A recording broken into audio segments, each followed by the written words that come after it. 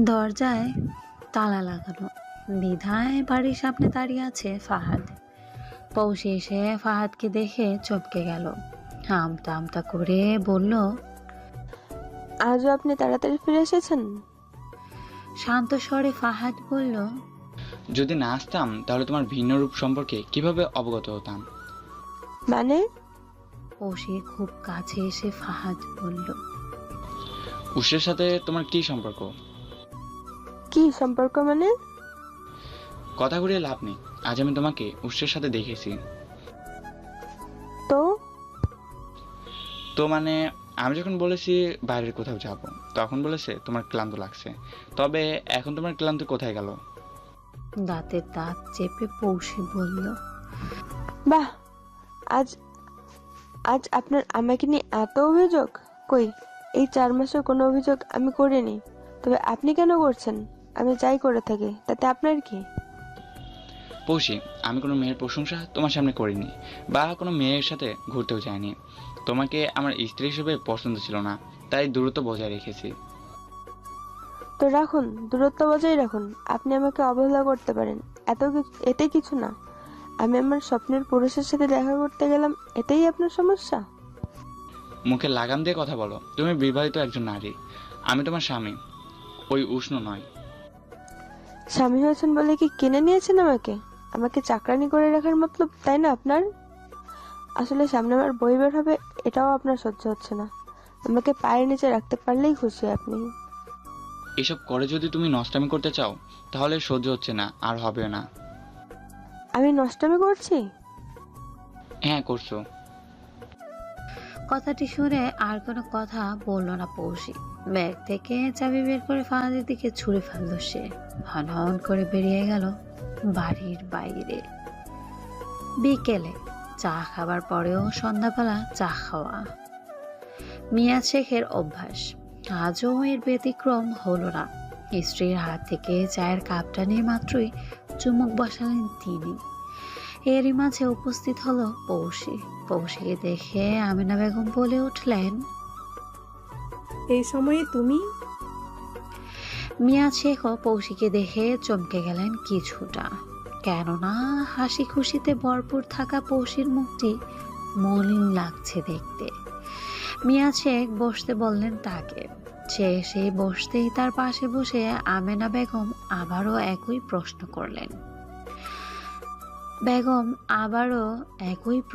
করলেন। পৌষি কিছু বলতে গিয়েও পারলেন না, কান্না জুড়ে দিল সে। হঠাৎ পৌষিকে কাঁদতে দেখে ভ্যাবাচাকা খেয়ে গেল মিয়া শেখ ও আমেনা বেগম। আমেনা বেগম তার মাথায় হাত বুলিয়ে দিয়ে বললেন, কি হয়েছে আমাকে বলো। পৌষি নাকা নাকা কণ্ঠে বলল, উনি আমি ভুল বুঝেছে, সন্দেহ করেছে। উনি খুশি নন আমি বই বের করি, উনি চান না। তাই আমি বলতে এসেছি, আমি আঙ্কেলের সাথে কাজ করতে পারবো না। আমেনা বেগম পৌষিকে শান্ত হতে বললেন। মিয়া শেখ গম্ভীর গলায় বললেন, তোমাকে আমি অনেক শক্ত মনের মেয়ে মনে করেছিলাম পৌষি, কিন্তু তোমার আচরণ আমি হতাশ হলাম। তোমার প্রতিভা আছে, কিন্তু তুমি পিছিয়ে যাবে। কিন্তু উনি... কেন তুমি পিছিয়ে যাবে? সে তোমার পাশে না থাকলেও আমরা আছি। আমি তোমাকে যত রকমের সাহায্য দরকার করব। তুমি হুট করে এরকম একটা সিদ্ধান্ত নিও না। আমার আর কিছু বলার নেই। মিয়া শেখ উঠে ভিতরের দিকে চলে গেলেন। আমেনা বেগম বললেন, স্বামী স্ত্রীর মাঝে অনেক কিছুই ঘটে থাকে, নিজেদের মাঝে মিটমাট না করে এখানে আসা ঠিক হয়নি তোমার। রাগের বসে তখন পৌষিকে আটকায়নি ফাহাদ। এখন নিজের উপর প্রচন্ড রাগ হচ্ছে তার। সে যতই অন্যায় করুক, এই সময় তাকে একা বের হতে দেওয়া একেবারেই উচিত হয়নি। ফোনটাও বন্ধ পাচ্ছে পৌষির। এখন কোথায় খুঁজবে তাকে? প্রায় রাত 10টা হলো। ফাহাদের চিন্তা যেন বাড়তে থাকলো পৌষিকে নিয়ে। হঠাৎ তার মাথায় এলো উষ্ণের কথা। পৌষি নিশ্চয় তার কাছে গিয়েছে। তবে যদি না যায়? ফোন হাতে নিয়ে ডায়াল করলো ফাহাদ মিয়া শেখের ফোন নাম্বারে। তার কাছ থেকে উষ্ণের ফোন নাম্বার পাওয়া যাবে। হ্যালো, আসসালামু আলাইকুম। আমি ফাহাদ বলছি। মিয়া শেখ বললেন, চিনেছি। আসলে একটি প্রয়োজনে ফোন করেছি। উৎস মাহমুদের ফোন নাম্বারটা কি দেওয়া যাবে? উষ্ণের ফোন নাম্বার কেন জানতে পারি? পৌশিরাজ তার সাথে দেখা করার কথা, সে এখনো বাসায় ফিরেনি, ফোনটাও বন্ধ পাচ্ছে, তাই। পৌষি তো এখানেই ছিল, তবে সে বাসার উদ্দেশ্যে বের হয়েছে, ঘন্টাখানেক হয়েছে। আমার ছেলের সাথেই বের হয়েছে। মোহিত ওকে নামিয়ে দিয়ে বলেছিল। আপনাদের বাসা থেকে আমাদের বাসা দূরত্ব এতটাও নয়, এতক্ষণ চলে আসার কথা। আপনি প্লিজ মোহিত ভাইকে একটা ফোন দিয়ে দেখবেন। মিয়া শেখ ফোন করতে রিংটনের শব্দ শুনতে পেলেন। ড্রয়িং রুমেই পেলেন ফোনটি। তার মানে মোহিত ফোন সাথে নেয়নি। এতক্ষণেও পৌঁছালো না কেন? গেল কোথায় দুজনে? আরো প্রায় 30 মিনিটের মতো কেটে গেল। পৌষি ও মোহিতের কোনো খবর পাওয়া গেল না। ফাহাদ বাড়ির বাইরে এসে আশেপাশে খুঁজে দেখছে, আর নিজের রুমের পায়চারি করছেন মিয়া শেখ। দুজনের জন্য চিন্তা হচ্ছে তার। স্ত্রী আয়নাকে এই বিষয়ে কিছু জানায়নি, নয়তোবা তিনিও দুশ্চিন্তা করতে শুরু করবেন। এরই মাঝে ফোনের রিংটন শব্দ ঘোর কাটল মিয়া শেখের। অপরিচিত নাম্বার দেখে রিসিভ করে বললেন, আসসালামু আলাইকুম, কি বলছেন? ওপাশ থেকে বলল, বাবা, আমি মোহিত বলছি। মোহিত, পৌষি এখনো বাসা ফিরেনি কেন? আর তুই এতক্ষণ বাইরে কি করছিস? বাসায় ফোনটা রেখে গেলি? বাবা, আসলে ছোট্ট একটা অ্যাক্সিডেন্ট হয়েছে। অ্যাক্সিডেন্ট? ঠিক আছিস তুই? আমি ঠিক আছি, তবে পৌষি হাতে ব্যথা পেয়েছে। পৌষিককে নিয়ে হাসপাতালে আসলাম। দৌড়াদৌড়িতে ছিলাম, যার কারণে ফোন করা হয়নি। কোন হাসপাতাল আসিস তোরা? আমি আসবো। মোহিতের সাথে কথা শেষ করে মিয়া শেখ ফোন করলেন ফাহাদকে। মিয়া শেখের ফোন পেতে রিসিভ করে ফাহাদ বলল, পৌশির কোনো খবর পেয়েছেন? হ্যাঁ, আসলে অজান্তেই ফাহাদের মুখ দিয়ে বেরিয়ে এলো, পৌশি ঠিক আছে? কোনো বিপদ হয়নি তো? মোহিত বলতো, ছোট্ট একটা অ্যাক্সিডেন্ট, হাতে ব্যথা পেয়েছে সে। বিচলিত কণ্ঠে ফাহাদ বলল। হাসপাতালের নাম বলুন। চোখ জোড়া মিটমিট করে খুলল পৌষি। চোখ খুলেই নিজেকে আবিষ্কার করলো হাসপাতালের বেডে। বেডের পাশে চেয়ারে বসে আছে ফাহাদ। ফাহাদের দৃষ্টি ছিল মেঝেতে, মনে হচ্ছে গভীর ভাবনায় সে মগ্ন। পৌষি ধীর গলায় বলল, আমি এখানে কেন? পৌষির কণ্ঠ শুনে ফাহাদের মুখে হাসি ফুটলো। তার দিকে তাকিয়ে বলল, ছোট্ট একটা অ্যাক্সিডেন্ট হয়েছে তোমার। নিজের হাতে ব্যান্ডেজ দেখে পৌষি বলল, আমার হাতে এসব কেন? হাতে সামান্য ব্যথা পেয়েছো তুমি, তেমন কিছু না, ঠিক হয়ে যাবে। কিন্তু কিভাবে পেলাম? আমার তো মনে পড়ছে না কিছুই। মুচকি এসে ফাহাদ বলল, মনে না থাকলে বাদ দাও। ডাক্তার কি বলেছে জানো? তোমার শরীর অনেক দুর্বল, তাই কিছুদিন হাসপাতালে থাকলেই সব ভালো হয়ে যাবে। শরীর দুর্বল কেন? সেটা তোমার ভালো জানার কথা। কিছুক্ষণ চুপ থেকে পৌষি বলল, আমার কেমন যেন সব এলোমেলো লাগছে, মনে হচ্ছে অনেকদিন ঘুমিয়েছিলাম। রেস্ট করো, ভালো লাগবে, ঘুমানোর চেষ্টা করো। পৌষির মাথায় হাত বুলিয়ে দিতে থাকলো ফাহাদ। এই প্রথম ফাহাদের এমন স্পর্শ পেয়েছে পৌষি। অসুস্থের মাঝেও ফাহাদের স্পর্শে তার মনে দোল দিয়ে যাচ্ছে। বিবাহিত জীবনের এই মুহূর্তটিকেই সেরা মনে হচ্ছে তার কাছে। ফোন বেজে উঠল ফাহাদের। মিয়া শেখের ফোন পেয়ে একটু দূরে এসে রিসিভ করলো সে। জি আঙ্কেল, বলুন। আমি যখন গেলাম পৌষি তো ঘুমছিল, দেখাই হলো না। কি অবস্থা এখন? উঠেছে, শরীরে দুর্বলতা আছে। ও, সুস্থ হয়ে যাবে ইনশাল্লাহ। দোয়া করবেন। তা তো অবশ্যই। শুনো, আমি কালকে মুহিতের সাথে ঢাকা যাচ্ছি একটা কাজে। ফিরে এসে দেখা করবো তোদের সাথে। আর এখন পৌষিকে লেখালেখি নিয়ে কম ভাবতে বলো। সুস্থ হলে আস্তে ধীরে কাজ করবে। জি। মিয়া শেখের সাথে ফোনে কথা বলা শেষ করে পৌষির পাশে ফিরে এলো ফাহাদ। পৌষি ঘুমিয়ে পড়েছে। হয়তো শরীর দুর্বল, তাই এত তাড়াতাড়ি ঘুমিয়ে পড়ল। পৌশির দিকে অপলক দৃষ্টিতে তাকিয়ে আছে ফাহাদ। আজ পৌশিকে এইসব বলা ঠিক হয়নি। যদি না বলতো, সে রাগের বশে বাড়ির বাইরে যেত না, আর এই অ্যাক্সিডেন্টটাও হতো না। পৌশির এই অবস্থার জন্য নিজেকে দোষী মনে করছে ফাহাদ। রাগ হচ্ছে নিজের উপর। আসলেই তো, সেই 4 মাসে কি দিতে পেরেছে পৌশিকে? শুধুমাত্র পড়াশোনা কম করেছে বলে অবহেলা করেছে। স্ত্রীর সাথে এমন আচরণ একেবারেই ঠিক হয়নি। আচ্ছা, রাগের বশে পৌশিকে এসব করেছে। ফাহাদ যেন নিজের ভুল বুঝতে পেরে তার জন্য এসব করার কারণ নয়তো। ফাহাদকে জেলাস করার জন্য উষ্ণের সাথে এমন ব্যবহার করছে নিশ্চয়ই।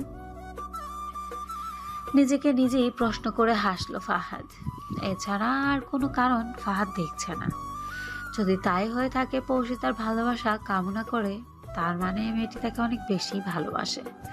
কিন্তু এসব কবিতা কি করে লিখেছে পৌশি? তার এই গুণ সম্পর্কে কেন আগে বলেনি? চমকে দেওয়ার জন্য কি? অনেক প্রশ্ন ঘুরপাক খাচ্ছে ফাহাদের মনে।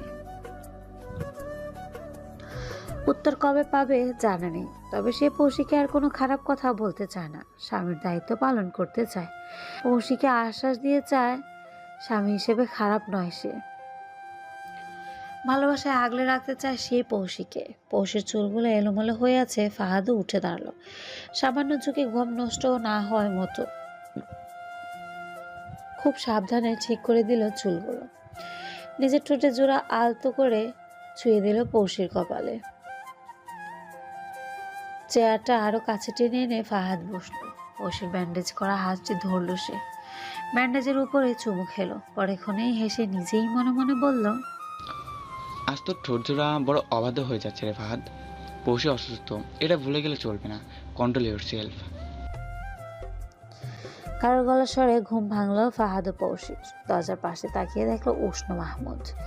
ফাহাদ তাড়াহুড়ো করে তাড়িয়ে বলল, আপনি এত সকালে? মোহিতের কাছে খবরটা শুনে আসলাম। আসলে আমরা একই সাথে একটা কাজে ঢাকায় যাচ্ছিলাম। ভাবলাম যাবার আগে পৌশিকে রেখে যাই, তাই খুব ভোরেই আসতে হলো। সমস্যা নেই, ভেতরে আসুন। পৌশিকে দেখে মনে হচ্ছে তার ঘুম এখনো কাটেনি। উষ্ণ তার পাশে এসে বসে বলল, কেমন বোধ করছো এখন? জি ভালো। আপনি ভালো আছেন? পৌশির মুখে আপনি ডাক শুনে খানিকটা চমকালো উষ্ণ। পৌশি তো তুমি বলে সম্বোধন করে তাকে। তবে কি ফাহাদ সামনে থাকে এমন আচরণ? আমি ভালো আছি। বেশিক্ষণ বসলো না উষ্ণ। ঢাকার ফ্লাইটের সময় হওয়ার কারণে বেরিয়ে পড়ল সে। চলে যেতেই পৌশি ফাহাদের উদ্দেশ্যে বলল, উনি উষ্ণ মাহমুদ না? পৌশি প্রশ্ন শুনেই হেসে ফেলল ফাহাদ। হাসছেন কেন? আমি বিশ্বাস করতে পারছি না আমাকে উনি দেখতে এসেছেন। কিন্তু কেন এসেছেন? ফাহাদ কিছু বলার আগেই আগমন ঘটলো নার্সের। স্যালাইনটা খুলে বলল, রোগী এখন খাবার খেতে পারবেন, তবে তরল জাতীয় খাবার। পৌশিকে জিজ্ঞেস করলো ফাহাদ, কি আনবো তোমার জন্য? আপনাকে দেখতে কেমন যেন লাগছে, বাসায় গিয়ে ফ্রেশ হয়ে আসুন। সমস্যা নেই, তুমি কি খাবে বলো। স্যুপ, তবে আপনার হাতের। কিন্তু আমি এখানে স্যুপ কিভাবে তৈরি করব? বাসায় গিয়ে করে আনুন। ঠিক আছে, তুমি যা হুকুম করো।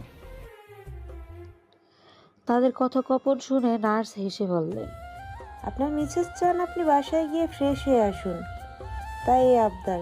চিন্তা করবেন না, আপনি নিশ্চিন্তে যেতে পারেন, আমরা খেয়াল রাখবো ওনার। বাসায় এসে প্রথমে ওয়াশরুমের দিকে এগিয়ে গেল ফাহাদ। ফ্রেশ হয়ে এসে পৌশির জন্য স্যুপ বানাবে। কিন্তু কিভাবে বানাবে? সে তো রান্নাবান্নার কাজে একেবারেই কাঁচা। তবে ইউটিউবের সাহায্যে বানানো যেতেই পারে। পৌশি ভালো লাগবে তা খেতে? কাল রাত থেকে বেচারির পেটে কোনো খাবার পড়েনি। এইসব ভেবে তাড়াহুড়ো করে গোসল সেরে নিল ফাহাদ। ওয়াশরুম থেকে বেরিয়ে ইউটিউবে চিকেন স্যুপ বানানোর রেসিপি দেখে নিল। কিন্তু রান্নাঘরে আসতেই তার চোখ কপালে উঠে গেল। বড় একটি বাটিতে ধোয়া ওঠানো গরম গরম স্যুপ দেখতে পেল সে। পৌষি বাসায় নেই। এই স্যুপ রান্না করলো কে? সে নিজেও রান্নাঘরের দিকে আসেনি, কিভাবে সম্ভব এটা? পৌষির হাতে ব্যান্ডেজের বিধায় ফাহাদ তাকে খাইয়ে দিচ্ছে। এক চামচ স্যুপ শেষ করে পৌষি বলল, ফাহাদ আপনি এত ভালো রান্না জানেন, আমি জানতাম না। বিড়বিড়িয়ে বলল, মা আমিও জানতাম না। কিছু বললেন? না, এই একটু চেষ্টা করলাম আর কি। সত্যি অনেক ভালো হয়েছে। আচ্ছা শোনো, ভাবছি তোমার বাসায় খবর দিব। আমি অফিসে চলে গেলে তোমার দেখাশোনা কে করবে, তাই তোমার বাসায়। ছুটি নিয়ে নিন। মানে? কিছু না। বলল, কেননা সে জানে এমন আবদার সে ফাহাদকে করতে পারে না, সেই অধিকার তার নেই। ফাহাদ তার আবদার রাখবে না। স্যুপ বানিয়ে আনা আর অফিসে ছুটি নিয়ে বাসায় বসে সেবা যত্ন করার মাঝে অনেকখানি তফাৎ রয়েছে। ফাহাদ বলল, আমি নাজকে বলে রেখেছি, কোনো অসুবিধা হলে বলিও তাকে। আমার অফিসে যেতে হবে, তাড়াতাড়ি চলে আসবো। স্যুপের ব্যাপারে পৌষিকে কিছু জানালো না ফাহাদ। শুনলে হয়তো বিশ্বাসই করবে না। পরের দিন দুপুরের দিকে পৌষিকে নিয়ে বাসায় এলো ফাহাদ। দরজার সামনে আসতেই চমকে গেল পৌষি। দরজার উপরে রঙিন কাগজে লাগানো, তার উপরে লেখা স্বাগতম পৌষি। পৌষির চেয়ে বেশি অবাক হলো ফাহাদ। সে তো এসব করেনি। পৌষি মুচকি হেসে বলল, ধন্যবাদ।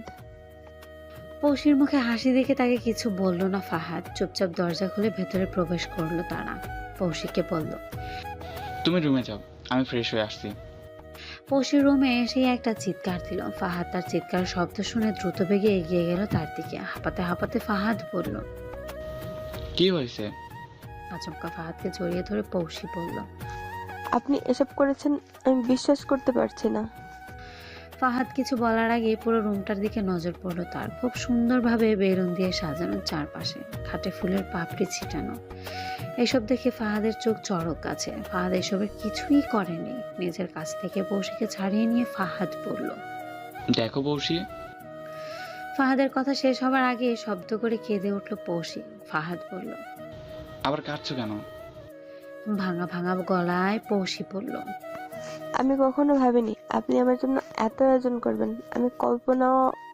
আবারও ভ্যাঁ ভ্যাঁ শব্দে বাচ্চাদের মতো কেঁদে উঠল পৌষি। তার এমন কান্না দেখে ফাহাদ হেসেই ফেলল। ফাহাদকে হাসতে দেখে পৌষির কান্নার মাত্রা যেন আরো বেড়ে গেল। পৌষিকে নিজের বুকে টেনে নিয়ে ফাহাদ বলল, ওলে আমার পিচ্ছি বউটা কাঁদে না। এতটাও বিচ্ছে না। আমার কাছে পিচ্ছি দেখে আসো, ফ্রেশ হয়ে নাও, জামাটা বদলে নাও।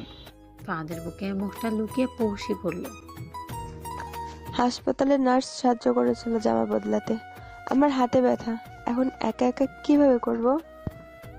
খানিকক্ষণ চুপ থেকে ফাহাদ বলল, আমি সাহায্য করবো তোমাকে। এই কি আপনি? কোনো সমস্যা নেই, আমি তোমার স্বামী, করতেই পারি। শুধু জামা পাল্টাতে সাহায্য নয়, আরো অনেক কিছু করতে পারি।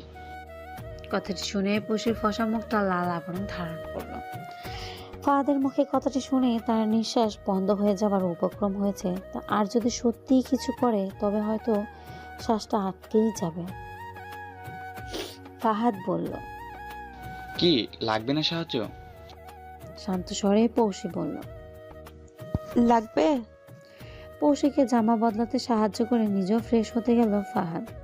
এইদিকে পৌষি খাটের উপরে গুপটি মেরে বসে আছে। একটু আগের মুহূর্তটাকে থামিয়ে দিতে ইচ্ছে করছিল। ফাহাদের তরফ থেকে এমন আচরণ সে ভাবতে পারে না।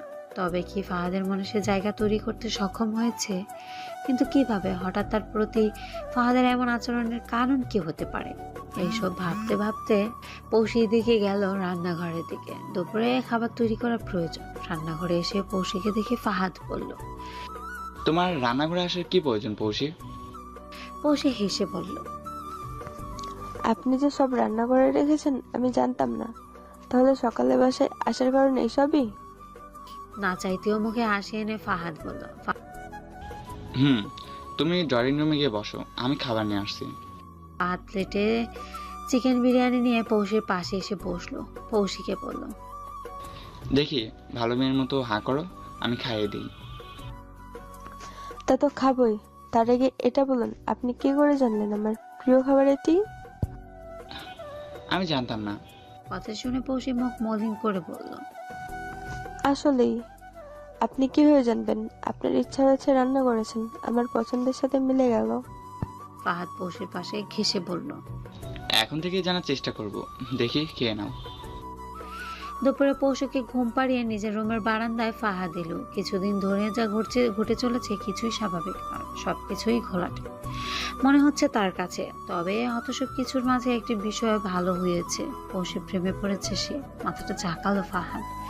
যেহেতু তার সাথে সব ভালোই হচ্ছে, এই বিষয়ে আর ভাবতে চায় না সে। হয়তোবা সবকিছু তার জন্য এমনিতেই পরিষ্কার হয়ে যাবে। 2 দিন পার হলো। পৌষির হাতে ব্যান্ডেজ খোলা হয়েছে। আগের চেয়ে অনেকটা সুস্থ পৌষি, তবে মানসিকভাবে অসুস্থ বোধ বেশিই করছে সে। কেননা ফাহাদি কয়েকদিনে স্বামীর দায়িত্ব পুরোপুরি পালন করেছে। পৌষির কাপড় পর্যন্ত নিজের হাতে ধুয়েছে সে। অফিস থেকে ছুটিও নিয়েছে। সবকিছু পৌষির কাছে স্বপ্নের মতো লাগছে। ড্রয়িং রুমে এসে বসলো পৌষি। হঠাৎ চোখ গেল তার টেবিলে রাখা একটি চিরকুটির উপর। হাতে নিয়ে পড়তে থাকলো সে। আজ তোমাকে বউয়ের সাজে দেখতে চাই। তোমাকে বউ সেজে কেমন লাগছিল মনে নেই তো? আমি খুব খারাপ স্বামী, তাই না? ভালো স্বামী হতে চাই তোমার। বিয়ের শাড়িটা পরে নিল পৌষি। সে যে ঠিক বিয়ের কনের মতোই এই শাড়িটা পরে যেদিন বউ সেজেছিল, মনে ছিল স্বামীর ভালোবাসা পাওয়ার আশা। কিন্তু বিয়ের রাতেই ফাহাদ তাকে আলাদা রুম দেখিয়ে দিয়েছিল। এই 4 মাস একই বাড়ির নিচে থাকলেও দুজন অপরিচিত মানুষের মতোই ছিল। এসবে কি অবসান হতে চলেছে? ভাবতে ভাবতেই পৌষি দেখা পেল ফাহাদে। পৌষি কি করছে দেখতে এসেছিল সে, কিন্তু কনের সাজে পৌষিকে দেখে ফাহাদ যেন অবাকই হলো। বিয়ের দিন পৌষিকে সে ভালো করে দেখেও নি। সেদিনে কি তাকে এতটা সুন্দর লেগেছিল? পৌষির ডাকে ঘুর কাটলো ফাহাদের মুচকি হেসে বলল, অনেক সুন্দর লাগছে তোমায়, ঠিক যেন নববধূ। পৌষি এসে ফাহাদের বুকের মাঝে নিজের মাথাটা রেখে বলল, আপনি আমার জন্য অফিস থেকে ছুটি নিয়েছেন, এতদিন আমার সেবা করেছেন, আজ আমাকে বউয়ের সাথে সাজতে বলেছেন। এসবের মানে আমি কি কিছু ধরে নিব? কি ধরে নিতে চাও? কিছু ধরবো না। ফাহাদের নিশ্চুপ থাকতে দেখে তাকে ছেড়ে দিল পৌষি। শান্ত স্বরে বলল, আমি একটু বেশিই ভেবে ফেলেছি বোধহয়। পৌষি এগুলোতে চাইলে তার ডান হাতটি ধরে টেনে নিজের বুকে খুব কাছে নিয়ে এলো ফাহাদ। পৌষির কানের কাছে মুখটি নিয়ে ফিসফিসিয়ে বলল, বলো কি শুনতে চাও? পৌষির কানে ফাহাদের ঠোঁটের হালকা স্পর্শ পেতে খানিকটা নড়ে উঠল সে। এমন ছোঁয়া পেতে যেন মন ব্যাকুল হয়ে আছে, কিন্তু তার লজ্জাও লাগছে প্রচুর। পৌষি বলল, ছাড়ুন আমাকে। সত্যি ছেড়ে দেব? নিশ্চুপ পৌষিকে দেখে তার ঠোঁটে নিজের ঠোঁট জোড়া ডুবালো ফাহাদ। কিছুক্ষণ পৌষির মিষ্টি ঠোঁটের স্বাদ নেওয়ার পর মুখ উঠালো সে। পৌষির চোখ জোড়া বন্ধ অবস্থায় বড় বড় নিঃশ্বাস ফেলছে। মনে হচ্ছে এক্ষুনি ফাহাদের কোলে ঢলে পড়বে সে। আচমকা তাকে পাজা কলা উঠিয়ে বিছানায় শুইয়ে দিল ফাহাদ। নিজের ভার যখন পৌষির উপর দিতে চাইল, তখনই পৌষি বলে উঠল, আগে কথাটি বলুন। পৌষি নাক টিপে ফাহাদ বলল, আমার ধৈর্যের পরীক্ষা নেওয়া হচ্ছে। হ্যাঁ, পৌষি নাকের সাথে নিজের নাক ঘষতে ঘষতে ফাহাদ পড়ল, ভালোবেসে ফেলেছি তোমাকে, ভালোবেসে ফেলেছি। সকালে ঘুম ভাঙতেই নিজের বুকের মাঝে পৌষিকে আবিষ্কার করলো ফাহাদ। মেয়েটি আষ্টে পিষ্টে জড়িয়ে ধরে আছে ফাহাদকে। ফাহাদ তার কপালে আলতো করে নিজের ঠোঁট ছোঁয়ালো। খুব সাবধানে পৌষির কাছ থেকে নিজেকে ছাড়িয়ে নিল সে। গোসলটা সেরে নেওয়া প্রয়োজন। ওয়াশরুম থেকে বের হয়ে দেখলো পৌষি এখনো ঘুমিয়ে আছে। তাকে ডাকলো না ফাহাদ।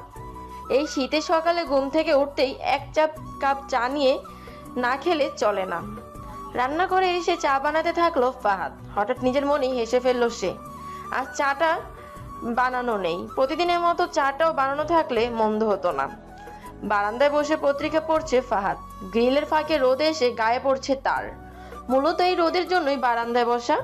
পৌষি এসে পেছন থেকে জড়িয়ে দিল তাকে। ফাহাদ এসে বলল, ঘুম ভেঙেছে মহারানীর? গোসল করে এসেছ তাই না? কি করে বুঝলে? তোমার ভেজে চুলে আমার শরীর স্পর্শ করেছে। ঠান্ডা লাগছে। উফ। ফাহাদের কানে আলতো করে কামড় বসিয়ে দিল পৌষি। ব্যথা লাগছে। না। ফাহাদকে ছেড়ে দেওয়ায় চেয়ার টেনে তার সামনে বসে পৌশি বলল। তো কি লাগছে? পৌশির দিকে মুগ্ধ দৃষ্টিতে তাকিয়ে ফাহাদ বলল। নেশা লাগছে। চেয়ার ছেড়ে উঠতে উঠতে পৌশি বলল। এই ঠান্ডার মাঝে আর গোসল করার ইচ্ছে নেই গো আমার। পৌশির হাত ধরে তাকে নিজের কাছে টেনে এনে কোলে বসিয়ে ফাহাদ বলল। আমি 100 বারও করতে পারবো গোসল। আমাকে বীর পুরুষ উপাধি দেওয়া উচিত। মদন না, পৌষের বীর পুরুষ। কথাটি শুনেই হেসে উঠল ফাহাদ। তার সাথে তাল মিলিয়ে হাসলো পৌশিও, কিন্তু তাদের সাথে অন্য কোনো মেয়ের হাসি শব্দও তাদের কানে ভেসে এলো। দুজনেই থেমে গেল। পৌশি বলল।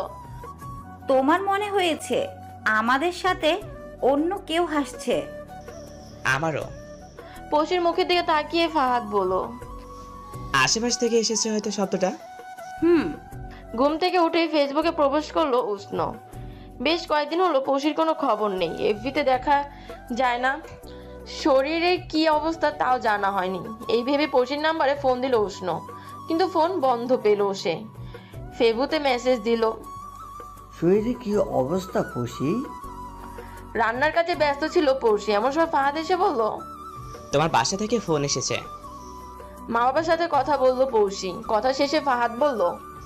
তোমার ফোন কি বন্ধ? বোধহয় চার্জ শেষ। ও, তাই আমাকে ফোন দিয়েছে তারা। হয়তোবা। চার্জ দিয়ে দেখো। লাগছে না। বাবা ছাড়া কেই বা ফোন দেয়? আপনি অফিসে যাওয়া শুরু করলে দেব। পৌশির কথা শুনে মুচকি হাসলো ফাহাদ।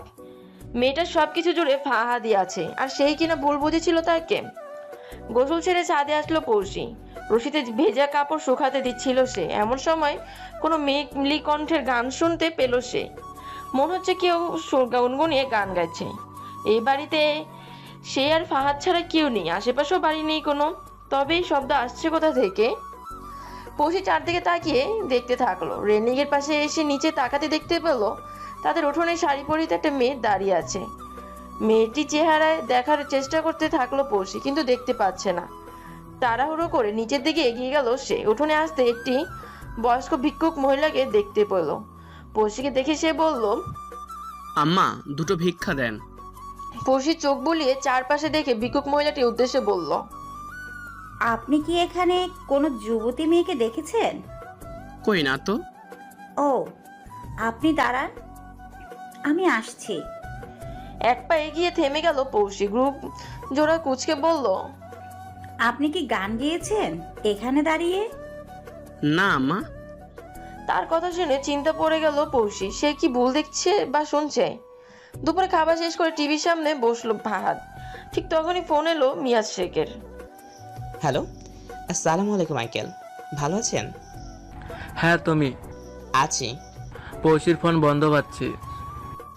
চার্জ নেই ওর ফোনে। ওকে দেওয়া যাবে? পৌশিকে ডাকলো ফাহাদ। সে চেঁচিয়ে বলল। আমি ওয়াশরুমে। মিয়াজ শেখ তা শুনে বললেন। আচ্ছা, তোমাকে বলি, ও কি লেখালেখি শুরু করছে? না, আসলে শরীরটা খারাপ ছিল। বুঝেছি, তবে শুরু করতে বলো। সামনে মেলা, ভুলে গেলে চলবে না। আচ্ছা, আমি বলবো। একটু পরে পৌশি আসতেই ফাহাদ বলল। অনেকদিন আরাম করা হয়েছে, এবার যাও দেখি কবিতা লিখো। একদিন অন্তত একটা লেখার চেষ্টা করো। সে কিছুটা অবাক হয়ে বলল। কবিতা লিখবো আমি? টিভি দেখতে দেখতে স্বাভাবিক ভঙ্গিতে ফাহাদ বলল। কিন্তু কি নিয়ে লিখবো? তোমার যা খুশি। নিজের রুমে এসে খাটের উপর বসে পড়লো পৌশি, হাতে তার কলম ও কাগজ। ফাহাদ তাকে কবিতা যেন লিখতে বলল। ফাহাদ কি পৌশির হাতের লেখা কবিতা চায়? তবে রোমান্টিক কোনো কবিতা লেখা উচিত। পৌশি মাথা চুলকাতে চুলকাতে ভাবতে লাগলো কি লিখবে। ঘন্টা খানিক পর পৌশির রুমে এসে ফাহাদ দেখলো সে ঘুমিয়ে আছে। তার পাশে ছড়িয়ে ছিটিয়ে আছে কাগজ ও কলম। এইভাবে পৌশিকে দেখে নিজের মনে ফাহাদ বলল। আমি আরো ভেবেছিলাম এত সময় ধরে মহারানী করছেটা কি, ঘুমিয়ে পড়েছে লিখতে লিখতে। বিছানার উপর থেকে কাগজটি নিয়ে পড়লো ফাহাদ। কবিতাটি পড়ে ফাহাদের চোখ কপালে। আমি তোমায় ভালোবাসি, তোমাকে না পেলে দিব গলায় ফাঁসি, আরো বেশি বেশি চাই তোমার আদর, বুঝেছো আমার বাদর। এতক্ষণে পৌশি 4 লাইন লিখেছে, তাও আবার এমন কবিতা, সেই বাজে হাতের লেখা। পৌশি কি সব দুষ্টুমি বসে ইচ্ছে করে করলো? আরো 2 দিন পার হলো। ফাহাদের অফিসের ছুটিও শেষের দিকে। কাল থেকে অফিসে যেতে হবে। পৌশি মনোযোগ সহকারে টিভিতে সিনেমা দেখছিল। ফাহাদ তার পাশে বসে বলল, পৌশি, তুমি কবিতা কেন লিখছো না? টিভির সাউন্ড কমিয়ে পৌশি বলল, সেদিন না লিখলাম আমার কবিতা, এতই ভালো লেগেছে যে আরো চাই। উফ, মজা করো না পৌশি, তোমার পাণ্ডুলিপি জমা দিতে হবে। গ্লুকোজ গিয়ে পৌশি বলল, পাণ্ডুলিপি কি? ঘি, যাও লেখা শুরু করো, পরে আমাকে দোষারোপ করবে। আপনি এসব কি বলছেন? আমি কিছুই বুঝছি না। না বোঝার কি আছে পৌশি? মিরাজ শেখকে পাণ্ডুলিপি জমা দিতে হবে তোমার, আর তুমি কিনা অবহেলা করছো। মিয়া শেখকে? অনেক হয়েছে মজা, থামো তো। আচমকা কর্কশ গলায় পৌশি বলে উঠল, তখন থেকে কি শুরু করেছেন? কিসের পাণ্ডুলিপি আর কেই বা মিয়া শেখ? আমি কিছুই বুঝছি না। আমি কোনো কবিতা লিখতে পারবো না, আর কি করেই বা লিখবো? এইসব আমি পারি নাকি? হনহনিয়ে পৌশি নিচের রুমের দিকে এগিয়ে গেল। ফাহাদ তার কথার কোনো মানে বুঝতে পারলো না। এই মেয়ে পাণ্ডুলিপি কি এটাই নাকি জানে না, বলছেটাই কি? তার পিছু পিছু ফাহাদ ওর রুমে এলো। পৌশি বিছানার উপর বসে ফুফিয়ে কাঁদতে থাকলো। ফাহাদ তার পাশে বসতেই সে বলল, আপনি জানেন আমি এসব পারি না। আমাকে ছোট করতেই এইসব বলছেন, তাই না? আপনি আমাকে ভালো না লাগলে বলে দিন, কাজের মেয়ের মতো থাকবো। তবুও এসব কি দরকার? পৌশিকে নিজের বুকের মাঝে জড়িয়ে ফাহাদ বলল, শান্ত হও, তোমার কিছু করতে হবে না, আই এম সরি। কেঁদেই চলেছে। তাকে কিভাবে কাঁদতে দেখে ফাহাদের একদমই ভালো লাগছিল না। তার মুখটা উঠিয়ে নিজের কান ধরে ফাহাদ বলল, আমি সরি তো। এখনো ফোফাতে লাগলো পৌশি। আচমকা ফাহাদ তার রসালো ঠোঁট জোড়ায় নিজের ঠোঁট বসিয়ে দিল। কিছুক্ষণ এইভাবে কাটার পর হাসতে হাসতে ফাহাদ বলল, এটা চাই, এমনি বলতে পারতে, কান্নাকাটি করার কি প্রয়োজন? মুখটা বাঁকিয়ে পৌশি বলল, চাই না, আমি রেগে আছি। আরো গভীর কিছু দিলে কি রাগটা কমবে? কি হাসলো পৌশি। পৌশির ঘাড়ের ওপরে পড়া চুলগুলো সরিয়ে আলতো করে ঠোঁটের ছোঁয়া বসিয়ে ফাহাদ বলল, বুঝলাম, কমবে। ফাহাদ অফিসে গিয়েছে, বেশিক্ষণ হয়েছে। রান্নার কাজে ব্যস্ত ছিল পৌশি। এমন সময় কলিং বেলের শব্দ শুনতে পেল সে। ফাহাদ বলেছে বেলের শব্দ শুনলে দরজা লাগানো দূরবীন দিয়ে দেখার জন্য কে এসেছে। ফাহাদের কথা মতো দেখলো পৌশি। দপ্তরে সাদা রঙের শাড়ি পরিতে একটা মেয়ে দাঁড়িয়ে আছে। পৌশি একপাশ থেকে বলল, কে? মেয়েটি জবাব দিল, আমি আপনাদের এলাকার মেয়ে। দরজা খুলতে বেলটিকে ভালোভাবে দেখে চমকালো পৌশি। দুধে আলটা গায়ের রং, ঘন কালো চুল, গোলাপি ঠোঁট তার। সব মিলিয়ে মেয়েটিকে সুন্দরী নয়, অনেক বেশি সুন্দরী বলা যায়। কোনো শ্বাসকষ্ট ছাড়াই মেয়েটিকে অসাধারণ লাগছে দেখতে। পৌশি মেয়ে হয়ে কোনো মেয়েকে এত মুগ্ধ হলো। মেয়েটি বলল, ভেতরে আসতে বলবেন না? মেয়েটির কথা শুনে গোড় কাটলো পৌশির। মুখে হাসি এনে বলল, জি আসুন। ভেতরে এসে সোফাতে বসলো দুজনে। পৌশি বলল, আপনার পরিচয়? এই এলাকায় আমার বাসা বলেছি। তা বলেছেন, নামটা জানতে চাইছি। ও, তিশানি। আপনি যেমন সুন্দরী, নামটাও আপনার মতোই সুন্দর। মেয়েটি বিড়বিড়িয়ে বলল। পৌশি বলল, ওই সৌন্দর্য আমার কাল হয়েছিল। পৌশি বলল, কিছু বলবেন? বললাম আপনিও অনেক সুন্দরী। আপনার চেয়ে কম, এটা মানতেই হবে। আমি আপনাকে তুমি করেই বলি, ছোট হবে তুমি আমার। বলতে পারেন, কিন্তু কি করে বুঝলেন ছোট হব? মৃদু হেসে তিশানি বলল, অভিজ্ঞতা। আপনি কি কোনো দরকারে এসেছেন? ও, বলুন। শুনলে আমার উপর রাগ করবে না তো? তিশানি মুখে ভঙ্গি দেখে পৌশি জবাব দিল, আগে শুনি। তোমার হাতের এক কাপ চা খেতে এসেছি। কথাটি শুনে ফিক করে হেসে ফেললো পৌশি। হাসতে হাসতেই বলল, এই ব্যাপার? আমি ভেবেছি কি না কি। আপনি বসুন, আমি চা বানিয়ে আনছি। পৌশি চা বানিয়ে ড্রয়িং রুমে এসে দেখলো তিশানি নেই। পৌশি ডাকতে থাকলো তাকে, কোনো সাড়া পেল না। তবে কি চলে গেল সে? কিন্তু পৌশি দেখলো দরজা বন্ধ। সে বেরিয়ে গেলে নিশ্চয়ই দরজা বন্ধ থাকতো না। পৌঁছে খুঁজতে লাগলো তাকে। খুঁজতে খুঁজতে নিজের রুমে আসতেই থমকে গেল পৌঁছে। দেখলো তিশানির শরীর ফ্যানের সাথে জ্বলছে। এমন একটি দৃশ্য দেখে নিজে সামলাতে পারলো না সে, চিৎকার করে বলে উঠল, তিয়াশানি। সাথে সাথে ঘুম ভেঙে গেল পৌঁছির। বিছানার উপর বসে পড়লো সে। ডিম লাইটের আলোতে ঘুমন্ত ফাহাদের মুখটা দেখতে পেল। তার মানে এতক্ষণ সে স্বপ্ন দেখছিল। এই শীতের মাঝেও ঘামছে পড়শি, গলাটা শুকিয়ে কাঠ হয়ে গিয়েছে। পানির চোখটা ফাঁকা দেখে ফাহাদকে ডাকতে চাইলো। ফাহাদের মুখের দিকে তাকাতে তার ঘুম নষ্ট করতে ইচ্ছে হলো না পড়শির। বিবস্ত অবস্থায় কম্বলটা গায়ে তার। বিছানার পাশে পড়ে থাকা শাড়িটা শরীরের সাথে পেঁচিয়ে উঠে পড়লো পড়শি। পানি খাওয়া প্রয়োজন। ড্রয়িং রুমে এসে পুরো 1 গ্লাস পানি ঢকঢক করে শেষ করে ফেললো সে। রুমের দিকে এগোনোর সময় কোনো এক মেয়ের কান্নার শব্দ কানে এলো তার। আর একটু মনোযোগ দিতেই শব্দ যেন স্পষ্ট শুনতে পাচ্ছে সে। সবই তার রুমের পাশের রুম থেকেই ভেসে আসছে। ধীর পায়ে এগিয়ে গেল সেই দিকে। পড়শি খাটের ওপরে সাদা শাড়ি পরিহিতা তিশানিকে দেখলো সে। কান্নায় ভেঙে পড়া তিশানিকে দেখে কেন যেন মায়া হলো পড়শির। কোনো ভয় কাজ করছে না তার। সে তিশানির দিকে এগিয়ে যেতে থাকলো। পেছনে কিছু বড় শব্দ পথে ফিরে তাকালো সে, কিন্তু কিছু দেখতে পেল না। খাটের উপর তাকাতে দেখলো তিশানি নেই। খাটটি সম্পূর্ণ ফাঁকা। নিচু হয়ে খাটের নিচে দেখে নিল তিশানি সেখানেও নেই। হঠাৎ চোখ পড়লো তার আলমারি আয়নাটির দিকে। সেখানে লিপস্টিক দিয়ে লেখা আছে সাহায্য চাই। আলমারির লেখাগুলো ছুঁতে যাচ্ছিল পৌশুলি। তখন রুমের লাইটটা জ্বলে উঠলো। ঘুরে তাকালো সে, ফাহাদকে দেখে বলল, আপনি? এই প্রশ্নটা আমার করার কথা। তুমি এত রাতে এখানে কি করছো? ফাহাদকে সবটা খুলে বলতে ইচ্ছে হলো, বললো না পড়শি। ইচ্ছেটা দমিয়ে রেখে বলল, ইঁদুর দেখেছি মনে হলো। মারতে এসেছো?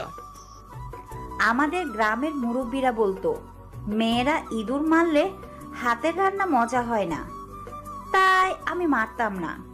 এখন পেলে আপনাকে ডাকতাম মারার জন্য। ঘুমাতে আসো তো, বাদ দাও এসব ইঁদুর ফিদুর। ফাহাদের কথা মতো পড়শি বেরিয়ে যাচ্ছে। পেছনে ফিরে দেখলো লেখাটি আছে কিনা। লেখাটি নেই। এই লেখাও গায়েব হলো কি করে? ফাহাদ ঘুমিয়ে পড়লো। পড়শির চোখে ঘুম নেই। প্রথমে এমন একটি স্বপ্ন দেখলো, তারপরে এই ঘটনা। সবটা যেন চোখের সামনেই ঘটেছে। কে তিশানি যে কিনা স্বপ্নে বাস্তবে তাকিয়ে দেখা দিয়েছে? পড়শি কিভাবে সাহায্য করতে পারে তাকে? সকালে ঘুম ভাঙতে পড়শি ওয়াশরুম গিয়ে গোসল সেরে নিল। ওয়াশরুম থেকে বের হতেই ফুল হাতে ফাহাদকে দাঁড়িয়ে থাকতে দেখে অবাক হলো সে। পড়শি বলল, কি উপলক্ষে? পড়শিকে নিজের কাছে টেনে এনে ফাহাদ বলল, প্রিয়জনকে উপহার দিতে কোনো উপলক্ষের প্রয়োজন হয় না। ফাহাদের হাত থেকে ফুলগুলো নিল পড়শি। ফুলগুলো ড্রেসিং টেবিলের ওপর রেখে তোয়ালে দিয়ে চুল মুছতে মুছতে চলেছে পড়শি। ফাহাদ এসে তার হাত থেকে তোয়ালে নিয়ে বলল, দাও আমি মুছে দিই। আজ এত সকালে ঘুম থেকে উঠলেন কেন? পড়শির চুল মুছতে মুছতে জবাব দিল সে, তোমাকে সারপ্রাইজ দিতে। সারপ্রাইজ কেন? আজ তোমার জন্মদিন। শুভ জন্মদিন পৌষি। ফাহাদের কথা শুনে আচমকা পড়শি আসলে তার মনে ছিল না আজ তার জন্মদিন। ফাহাদের দিকে তাকিয়ে সে বলল, আসলেই তো আমার নিজেরই মনে ছিল না। পড়শির কপালে চুমু এঁকে ফাহাদ বলল, আমার মনে থাকলে হলো, একবার বলা কি চাই তোমার? পরক্ষণে মুখটা ফ্যাকাশে করে পড়শি বলল, আমি যা চাই তা আজ সম্ভব না হয়তো। তোয়ালেটা একপাশে রেখে ফাহাদ বলল, আমি জানি তুমি কি চাও। তাই বলুন শুনি। সময়। প্রিয়জনের দেওয়া সেরা উপহার হলো সময়। কিন্তু আজ আপনার অফিসে যেতে হবে। ডয়ার টেনে নিজের কাপড় চোপড় বের করতে করতে ফাহাদ বলল, ফাহাদ, উফ না। আপনার না ছুটি শেষ? কাল থেকে যেতে হবে। তবে যে আজ থেকে বলেছিলেন। এটাও সারপ্রাইজ। তাদের কথা শুনে দ্রুত বেগে এগিয়ে এসে পেছন থেকে যাকে জড়িয়ে ধরলো পড়শি। দুষ্ট একটা হাসি দিয়ে ফাহাদ বলল, আবার গোসল করার ইচ্ছা আছে নাকি? যা দুষ্টু। সকালে নাস্তা ছেড়ে রিমোট হাতে বসে পড়লো পড়শি। ফাহাদ এসে তার হাত থেকে রিমোট নিয়ে ফেললো। পড়শি তার দিকে গ্লুকোজকে তাকাতেই সে বলল, এখন কি উষ্ণ মাহমুদের অনুষ্ঠান চলছে নাকি?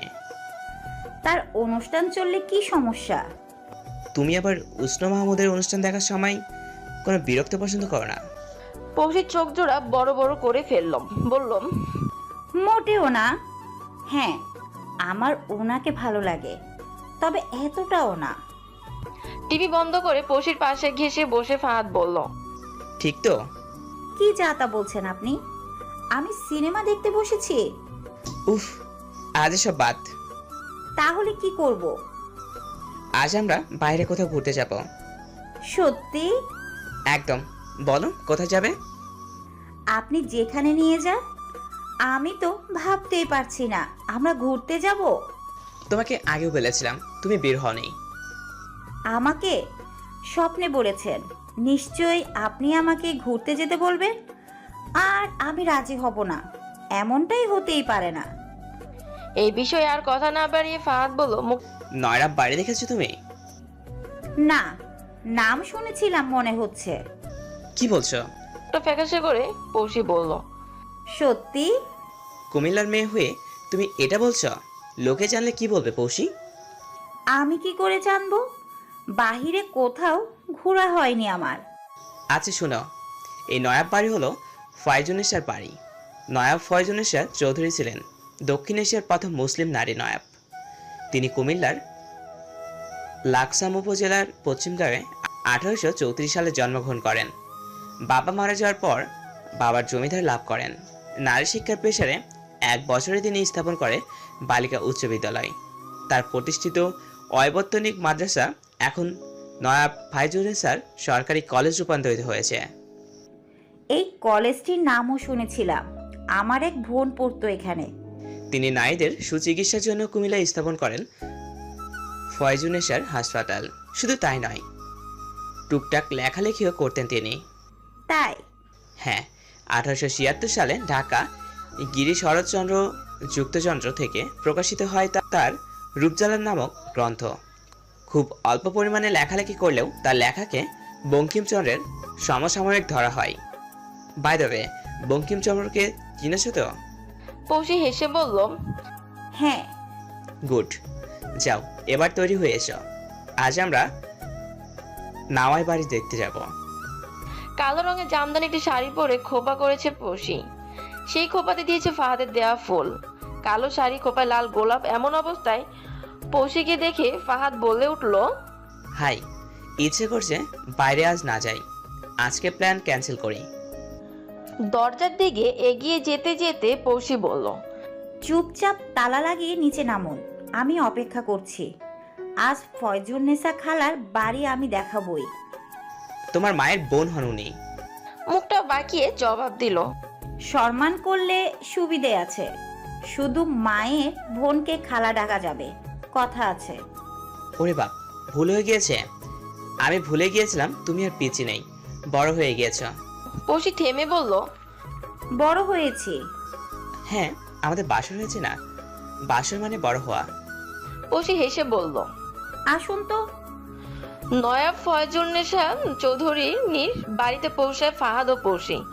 গেট পেরোতেই একটি সবুজ মাঠ দেখা পড়লো তাদের। মাঠের দুপাশে দুটি বড় বাড়ি দেখতে পেল তারা। একটি একতলা আর একটি দুতলা বৈশিষ্ট্য।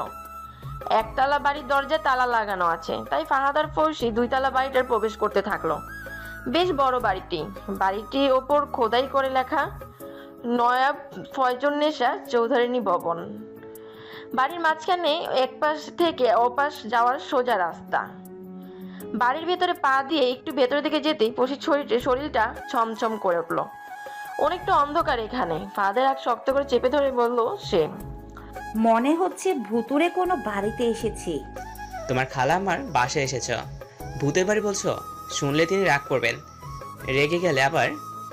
ফাহাদকে থামিয়ে পৌশি বলল, ধ্যাত, চুপ করেন, মৃত মানুষদের নিয়ে মজা করতে নেই। মুচকি হাসলো ফাহাদ। তারা এগিয়ে যেতে থাকলো। ক্রমশ অন্ধকার হয়ে আসছে। পা ফেলে একটু ভেতর যেতেই পাওয়া গেল দুইতলায় ওঠার সিঁড়ি। তত্তর করে সিঁড়ি বেয়ে উঠছে তারা। উপরে ওঠার পরেই পৌশির মুখ দেখে ফাহাদ হেসে ফেলল। ভয় নেই, এখানে কলেজে কিছু স্টুডেন্ট থাকে আর হোটেলের বুয়াও। ফাহাদের কথা শুনে পৌশির ভয় কেটে গেল। মনের রেশ মাত্র ভয় নেই। গলার স্বরটা গম্ভীর করে বলল, এতক্ষণ বলেননি কেন? ভয় পেয়ে কেমন লাগে তোমায় দেখার জন্য। নিশ্চয় পৌশি, মনে হচ্ছে রাতের আগে ফুলছে। তার হাত ধরে টানতে টানতে ফাহাদ বলল, চলো তোমার ফাইজুন্নেসার খালার রুম দেখবে। এদিকে পশির কোনো খবর না পেয়ে চিন্তিত উষ্ণ। যদিও মিয়া শেখের কাছে শুনেছে সে ভালোই আছে, তবু উষ্ণের মনে কেমন যেন অস্থিরতা বিরাজ করছে। পশির মাঝে একজনকে খুঁজে পেয়েছিল সে, তার জন্যই হয়তো এই অস্থিরতা। ভালোই তো লাগতো উষ্ণের তার সঙ্গ। অ্যাক্সিডেন্টের পরে এমন কি হলো? পশির কোনো খবর নিল না, ফেসবুকে এলো না, এমনকি ফোন পর্যন্ত বন্ধ রয়েছে। উষ্ণের যে অনেক কিছু জানার বাকি। বাড়ি থেকে বেরিয়ে এলো ফাহাদ ও পশি। নবাব ফয়জুন্নেসার জমিদার বাড়ির সাথেই রয়েছে এক গম্বুজ বিশিষ্ট নবাব ফয়জুন্নেসার জামে মসজিদ। পশি তা দেখে বলল, মসজিদটাও অনেক সুন্দর। নান্দনিক এই মসজিদটিতে পুরুষদের সাথে মেয়েদেরও নামাজ পড়ার ব্যবস্থা আছে। ফাহাদ মসজিদের পাশে দেখিয়ে বলল, এইখানে সায়ন্তি আছে, নবাব ফাইজুন্নেসার চৌধুরী ও তার পরিবারের সদস্যগণ। আচ্ছা, চলো আরেকটা জমিতে বাড়ি দেখাবো তোমায়। দূরে না, এখান থেকে কাছে। এই মসজিদের পাশের রাস্তা দিয়ে দিঘির পাড় ধরে মিনিট 5 লাগবে হেঁটে যেতেই। হাঁটতে হাঁটতে পশি বলল, এই বাড়িটির নাম কি? বাগিচা বাড়ি। এটি ধ্বংসপ্রাপ্ত প্রাচীন জমিদার বাড়ি। ধ্বংসপ্রাপ্ত কেন? সংরক্ষণের অভাবে ধ্বংস হয়ে যাচ্ছে স্থপশিল্পের এর প্রাচীন নিদর্শনগুলি। উষ্ণ রুমের পাশে পায়চারি করছিল, তখনই ফোন এলো মিয়া শেখের। কি অবস্থা উষ্ণ? ভালো আছি, আপনি? আমিও ভালো। কাল কুমিল্লা চলে যাব, যদিও মোহিত আর তোমার আন্টি এখানে থাকবে। আমি আবার এতদিন ঢাকা শহরে থাকতে পারি না। কথাটি বলে হাসতে থাকলেন মিয়া শেখ। উষ্ণ বলল, আমিও যাব কুমিল্লায়। সে কি, মাত্র এলে ঢাকায়? তাছাড়া তুমি তো ঢাকাতেই থাকো, কোনো কাজে যাবে? ঢাকায় আপাতত কাজ নেই কোনো, বাড়িতে থেকে আসি আরো কয়েকটা দিন। মন্দ বলনি, নিজের জন্মস্থানে থাকার মতো শান্তি আর কোথাও পাওয়া যায় না। কেন যে মোহিত বোঝে না। মিয়াজ কিছুক্ষণ শেখের সাথে কথা বলে ফোন রাখলো উষ্ণ। মূলত পশির জন্য কুমিল্লা যাবে সে। রহস্যময় থেকে দূরে থাকলে রহস্যের উদ্ঘাটন করবে কি করে? সারাদিন বাইরে ঘোরাঘুরি করে সন্ধ্যায় বাসায় এলো ফাহাদ ও পশি। ফাহাদ আর বাসায় আসতেই ফাহাদের ফোন বেজে উঠলো। পশির বাবার ফোন দেখে তাকে ধরিয়ে দিয়ে বলল, ফাহাদ, কথা বলো তোমার বাবার সাথে। পশি ফোন রিসিভ করে বলল, আসসালামু আলাইকুম বাবা। ওয়ালাইকুম সালাম, শুভ জন্মদিন। তোমার মনে আছে? এখন ক্যালেন্ডারে চোখ পড়তেই মনে পড়লো। ঈশান, দেরি হয়ে গেল। সমস্যা নেই। হ্যাঁ রে মা, জামাই জানে তো তোর জন্মদিনের কথা? হ্যাঁ জানে। আজ আমরা সারাদিন ঘুরছি, এইমাত্র বাসায় এলাম। বাহিরে খেয়েছি দুপুরের খাবার। আর জানো, তোমাদের জামাই আমার জন্য কেকও কেটেছে। সোফায় বসে পশির কথা শুনছে ফাহাদ। আজ অনেকটা খুশি সে। এতটা খুশি হবার মতো কিছু করেছে কি ফাহাদ? আসলে মেয়েটি সরল মনের, অল্পতেই খুশি হয়। বাবার সাথে ফোনের কথা শেষ করে রাখতেই কলিং বেলে বেশি শব্দ পেল পশি ও ফাহাদ। ফাহাদ বসেছিল বিদায় পশি বলল, আপনি বসুন, আমি দেখছি। দূরদূরবীনে তাকিয়ে পশি দেখলো কেউ নেই। ফাহাদের উদ্দেশ্যে বলল, কাউকে দেখছি না। তবে খোলার প্রয়োজন নেই। পশি এগিয়ে এসে চলে, আবারও কলিং বেলের শব্দ শুনতে পেল তারা। এবার উঠে এলো ফাহাদ। তখনের মতো দেখতে পেল না কাউকে। ফাহাদ চেঁচিয়ে বলল, কেউ কি আছেন? ওপাশ থেকে কোনো উত্তর না পেয়ে রাগান্বিত উত্তরের কণ্ঠে বলল সে। ফাজলামো হচ্ছে নাকি? সে দরজা খুলতে চাইলে পশি বারণ করলো তাকে। ফাহাদ বলল, দেখা তো প্রয়োজন, কি করছে এসব? দরজা খুলে তাকে দেখলো না তারা, তবে ফুলের তোড়া ও বড় একটি কার্ড দেখতে পেল। নিচ থেকে এইসব হাতে নিয়ে পশির দিকে এগিয়ে দিয়ে ফাহাদ বলল, এসব ধরো, আমি চেক করে আসি আশেপাশে কেউ আছে কিনা। হরেক রকম ফুল দিয়ে সাজানো তোড়াটি। ভেতরে এসে টেবিলের উপর তোড়াটি রাখলো সে। কার্ডটি খুলে পড়তে লাগলো। ভোরের সিগনা আলোর মতো আলোকিত হোক জীবন, শিশিরে শিশিরে সিক্ত হয়ে উদাসিত হোক তব মন। পাখি আর ভ্রমণের গানে আসুক জীবনের নবছন্দ। দক্ষিণা হাওয়া ব্যঙ্গে দিক যত জীবনের আছে দ্বন্দ্ব। চাঁদের আলোতে পূর্ণ হোক তব আধার কালো রাত। চিরবসন্ত জীবনে আনো, অনাবিল খুশির প্রপ্ত, প্রেম দানে করিব ওমর ভালোবাসার সকল ঋণ। আমার শুধু এই কামনা, শুভ হোক তোমার জন্মদিন। লেখাটি পড়ে মুগ্ধ হলো পৈশী। হাতের লেখাটাও দারুণ। কে এইসব পাঠাতে পারে ভাবতে লাগলো সে। ঠিক তখনই ফাহাদ এসে দরজা আটকে বলল, কাউকে তো পেলাম না। পৈশী তাকে কার্ডটি দেখিয়ে বলল, দেখুন কত সুন্দর ছন্দের কবিতা লিখে শুভেচ্ছা জানিয়েছে আমাকে। কে? তা জানি না, নাম লেখা নেই। ফাহাদের মনে এক মুহূর্তের জন্য উসনের নামটা এলো, কিন্তু পরক্ষণই তার মনে বলল উসন এখানে নেই। পৈশীর হাত থেকে কার্ডটি নিয়ে কবিতাটি পড়ল সে। এই লেখাটি ফাহাদের অচেনা নয়। পৈশীকে সে এমনভাবে লিখতে দেখেছে, যদি পৈশীর লেখা এত সুন্দর না, এটা তার জানা ছিল। পৈশী বলল, কেউ আমার জন্মদিনে এই প্রথম কবিতা লিখেছে। আমি সত্যি অবাক হয়েছি, কিন্তু কে লিখেছে? ফাহাদ বলল, সেটাই ভাবছি, আমাদের সাথে অনেকদিন ধরে অস্বাভাবিক কিছু ঘটনা ঘটছে, তাই না? কথাটি ঘুরানোর জন্য পৈশী বলল, আমি শাড়িটা পাল্টে আসছি, রাতের জন্য রান্না করতে হবে। রুমে এসে পৈশী আনমনে বলল, হ্যাঁ ঘটেছে, আর কেন ঘটছে তা জানার অপেক্ষায় আছি। মিয়াজ শেখের কাছ থেকে ফোন নাম্বার নিয়ে উষ্ণ ডায়াল করলো ফাহাদের নাম্বারে। হ্যালো, কে বলছেন? আমি উষ্ণ মাহমুদ। ও, কেমন আছেন? ভালো, আপনি? আছি ভালো। পৈশীর ফোন বন্ধ পাচ্ছি, সে ভালো আছে তো? আমার নাম্বারটা কার কাছ থেকে নিয়েছেন? মিয়াজ আঙ্কেল। তার কাছে নিশ্চয় জানতে পারতেন সে কেমন আছে। ফাহাদের এমন কথা কিছুটা কষ্ট পেল উষ্ণ। ফাহাদের এমন কড়া কথা বলার কারণটাও সে জানে। হয়তো ফাহাদের জন্য পৈশী ফোন বন্ধ রেখেছে। উষ্ণ কিছু বলার আগে ফাহাদ বলল, পৌষি এখন ভালোই আছে। ঠিক আছে, রাখছি আমি। ফোন রাখতেই ফাহাদ বিড়বিড়িয়ে বলল, উষ্ণ মাহমুদের সাথে এরূপ ব্যবহার করাটা ঠিক হলো না, আর কেনই বা করবো না? তার কি দরকার পৌষির খবর নেয়ার? ফাহাদ মুখের উপরে ফোনটা কেটে দিল। মনে হলো উষ্ণের তার এমন ব্যবহারে কষ্ট পাওয়া উচিত নয়, তবু উষ্ণ পাচ্ছে, ঠিক তেমনই কষ্ট পাচ্ছে যেমনটা প্রিয় মানুষটাকে হারিয়ে ফেলেছিল। পৌষির সাথে কি আর কখনো কথা বলতে পারবে না সে? রান্নাঘর থেকে এসে ফাহাদের পাশে বসলো পৌষি। ফাহাদ বলল, পৌষি, ভালোবাসো তো আমায়? হঠাৎ এই প্রশ্ন? পৌষির হাতটা শক্ত করে চেপে ধরে ফাহাদ বলল, কখন ছেড়ে যাবে না বলো? উফ, যাব না। কি হলোটা কি আপনার? পৌষির কাঁধে মাথা রেখে ফাহাদ বলল, কিছু না। ফাহাদের আচরণ অবাক হলো পৌষি। তাকে ছেড়ে যাবে এমনটা ভয় পায় পৌষি, কেননা সে নিজেকে ফাহাদের যোগ্য মনেই করে না। আর এই ফাহাদি তাকে হারানোর ভয় করবে এমনটা কখনো ভাবেনি পৌষি। সবকিছু যেমনটা হুটহাট হচ্ছে না।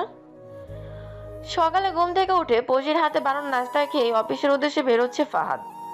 দরজা খুলে পেছন বেড়ে পৌষিকে জড়িয়ে ধরলো সে। আলতো করে কপালে চুমু এঁকে বললে, যেতে ইচ্ছে করছে না। ফাহাদের কাছ থেকে নিজেকে ছাড়িয়ে পৌষি বলল, আমারও ইচ্ছে করছে না যেতে দিতে, কিন্তু আপনারই সমস্যা হবে। কেন? অসুবিধা হলেই ফোন করবে। চার্জে দিয়ে রেখেছিলে ফোন তোমার?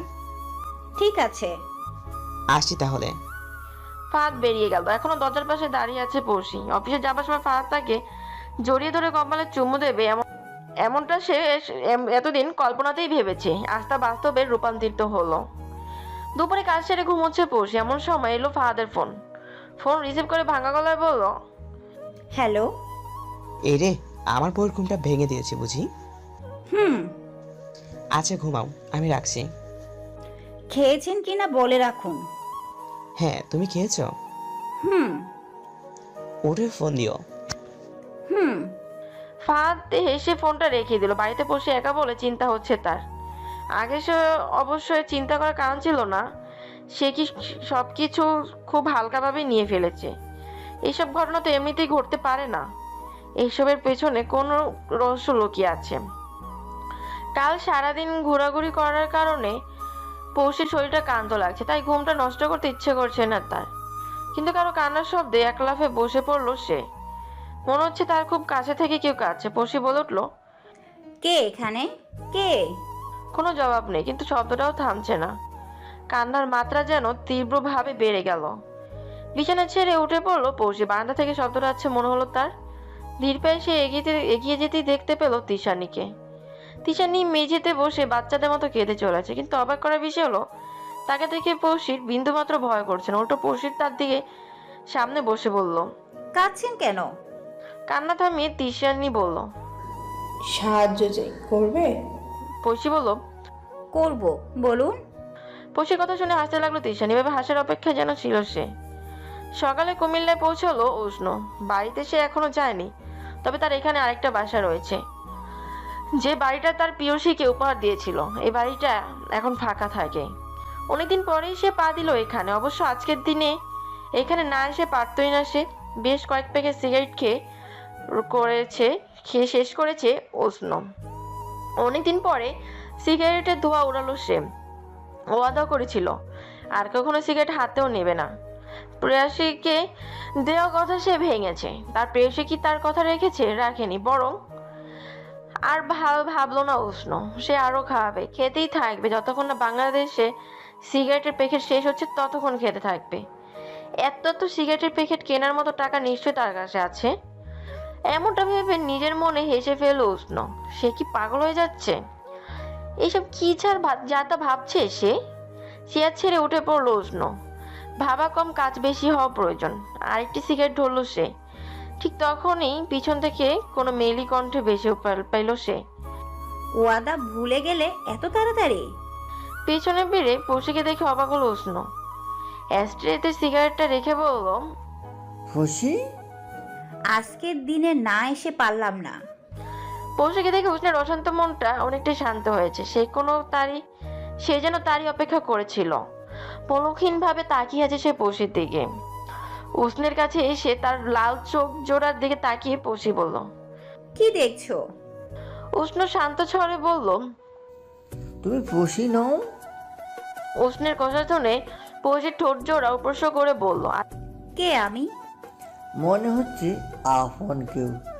খুশিকে এতটা আপন মনে হবার কথা না। কেন? পৌষি দেখতে খারাপ? তা নয়, আমার মনে কেবল একজনেরই নাম আছে, যাকে আঁকে ধরে জীবন পার করতে চেয়েছি। সে যদিও নেই, তবুও। কি? কিছু না। একটা সিগারেট ধরালো উষ্ণ। পৌষি বলল, আমাকে মিস করছিলে তুমি? অস্বীকার করবে? সিগারেটের ধোঁয়া ছড়িয়ে উষ্ণ জবাব দিল, করছিলাম। কেননা কি? তোমার মাঝে অন্য একজনকে খুঁজে পাচ্ছি আমি। কাকে? আছে একজন, কিন্তু কি করে জানলে আমি এখানে? আজকের দিনে তোমাকে এখানেই পাবো এটা জানতাম। আজ কি? জানোই তো। আজ তার সাথে আমার প্রথম দেখা হয়েছিল। কার সাথে? জানো তুমি? মুচকি হাসলো পৌষি। উষ্ণ বলল, এত কিছু কিভাবে জানলে তুমি? কে তুমি? হাসতে হাসতে পৌষি জবাব দিল, আমি পৌষি। তাকে চিনতে? কাকে? উফ, তুমি জানো আমি কি বলতে চাইছি? উফ, আমি জানি না, তুমি বলো। পৌষি চায় উষ্ণ নিজের মুখে সবটা বলো, কিন্তু উষ্ণ বলছে না, বরং পৌষির পাশ থেকে আরো দূরে সরে এসে সিগারেট টানছে। উষ্ণ জানে না পৌষি কতটুকু জানে এই বিষয়ে, তাই সে নিজের মুখে কিছু বলল না যতক্ষণ না পৌষি বলছে। অফিস শেষে বাড়িতে উদ্দেশ্যে বের হলো ফাহাদ। এমন সময় তার ফোন বেজে উঠলো। তার এক বন্ধুর ফোন এসেছে। হ্যালো, কি অবস্থা ফাহাদ? আছি ভালো, তুই? ভালো আছি। ভাবিকে রাস্তায় দেখলাম আজ উজ্জ্বল মাহমুদের সাথে। উজ্জ্বল মাহমুদ গাড়ি ঠিক করে দিচ্ছিল ভাবিকে। কেন ভাবি? পৌষু ভাবি। ও, কবে? ওই বিকালের দিকে। কেন, তুই জানিস না? সত্যটা লুকিয়ে ফাহাদ বলল, জানি। তোর ভাবির সামনে বই বের হবে, এই ব্যাপারে কথা বলতে দেখা করেছে। তাই নাকি? কিছুক্ষণ বন্ধুর সাথে কথা বলে ফোন রাখলো ফাহাদ। পৌঁছে তাকে না বলে উষ্ণের কাছে দেখা করতে গিয়েছে। খুব অবাকই হলো ফাহাদ। তাদের সম্পর্কে একটা নতুন মোড় এসেছে। আর সে বের হতেই পৌঁছি আর ভাবলো না ফাহাদ, দ্রুত এগিয়ে গেল বাসার দিকে। বাসায় প্রবেশ করতে ফাহাদ প্রশ্ন করলো পৌঁছিকে, তুমি কি আজ বাইরে গিয়েছিলে? পৌঁছি উত্তর দিল। পৌঁছি কই না তো, আপনি বসুন, আমি চা করে আনছি। থামিয়ে ফাহাদ বলল, কেন মিথ্যা বলছো পৌষি? সত্যটা আমাকে জানালেই হয়। উষ্ণ মাহমুদের সাথে আজ তুমি দেখা করেছো? নিশ্চয়ই কোনো প্রয়োজনে করেছো। এটা লুকানোর কি আছে? পৌঁছি অবাক হয়ে বলল, কি যা তা বলছেন এসব? আমি উষ্ণ মাহমুদের সাথে দেখা করতে গিয়েছি। ওনার সাথে আমার কখনোই ভালো করে কথা হয়নি, দেখা দূরে থাক। এই কথাটি শুনে ফাহাদের মাথাটা প্রচন্ড খারাপ হয়ে গেল। চেঁচিয়ে বলে উঠলো সে, মুখের উপরে এত বড় মিথ্যা কথা কিভাবে বলতে পারছো তুমি? পৌঁছি শান্ত স্বরে বলল, কি হয়েছে আপনার? আপনি আমাকে সন্দেহ করছেন কোনো কারণে? তবে কি করব? আমি করেছিটা কি? কি করছো? হঠাৎ কবিতা লিখতে শুরু করেছো? মিরাজ শেখের বাসায় চলে যাচ্ছ, উষ্ণ মাহমুদের সাথে বাইরে দেখা করছো। মানছি তোমার কদর আমি করিনি, কিন্তু এখন তো তোমাকে আমি ভালোবাসি পৌষি। তাহলে কেন এসব করছো তুমি? আমার এখন মনে হচ্ছে আমার সাথে তোমার গেম খেলছো তুমি। আমাকে মানসিক রোগী বানিয়ে তুমি উষ্ণের কাছে চলে যেতে চাইছো, তাই না? ফাহাদের এত সব কথা হজম করতে সময় লাগলো পৌষির। নিজের মেজাজটা খারাপ করলো না সে। স্বামী স্ত্রীর মাঝে এমন ছোট বড় অনেক ঝামেলা ঘটে থাকে। একজন রাগ করলে আরেকজন শান্ত থাকতে হয়, না হলে পরিস্থিতি আরো বিগড়ে যায়। এক গ্লাস পানি নিয়ে ফাহাদের পাশে এসে পৌষি বলল, পানি খান।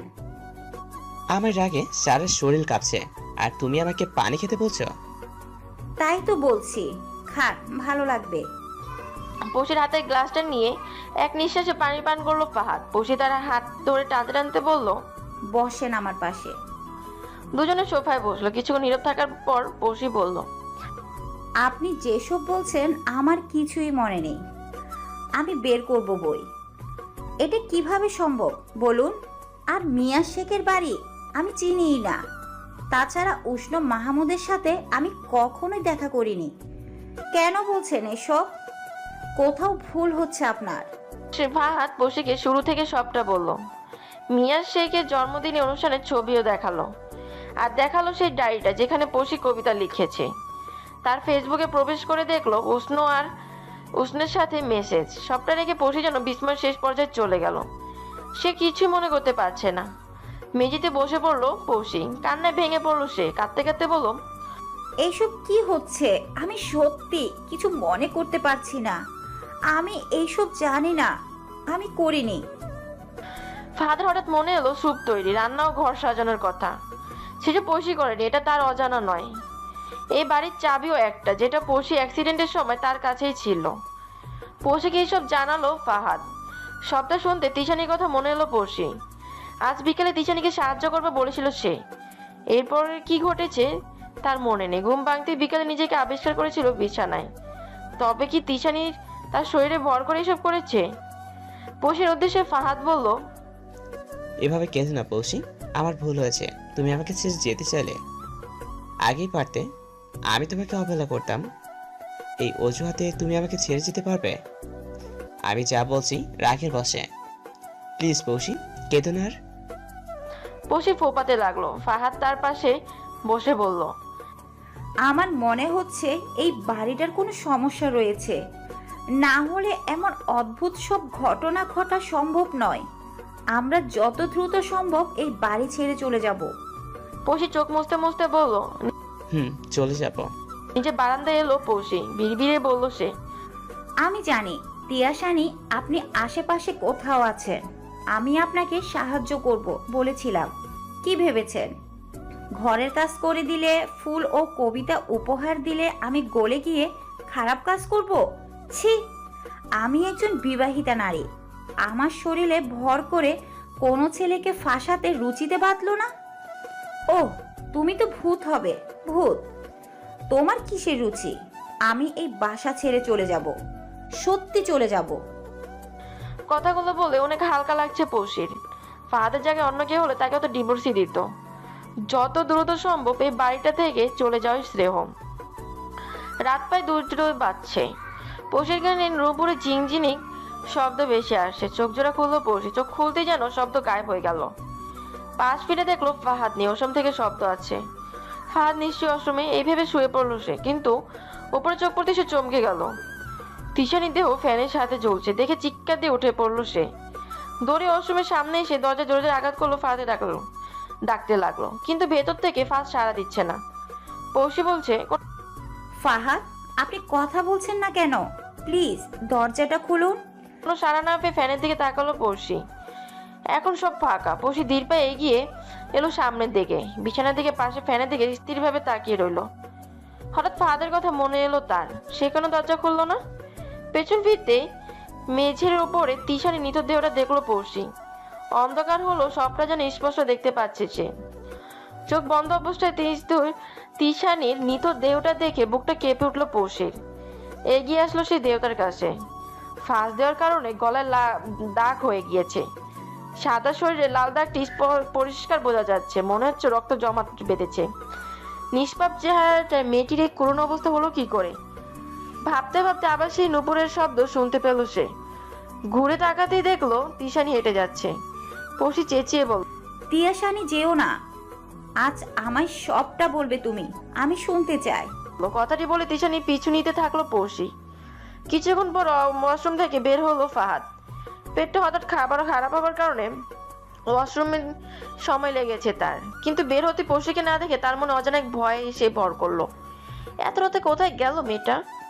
সারা বাড়িতে খুঁজে না পেয়ে ছাদে এসেছে ফাহাদ।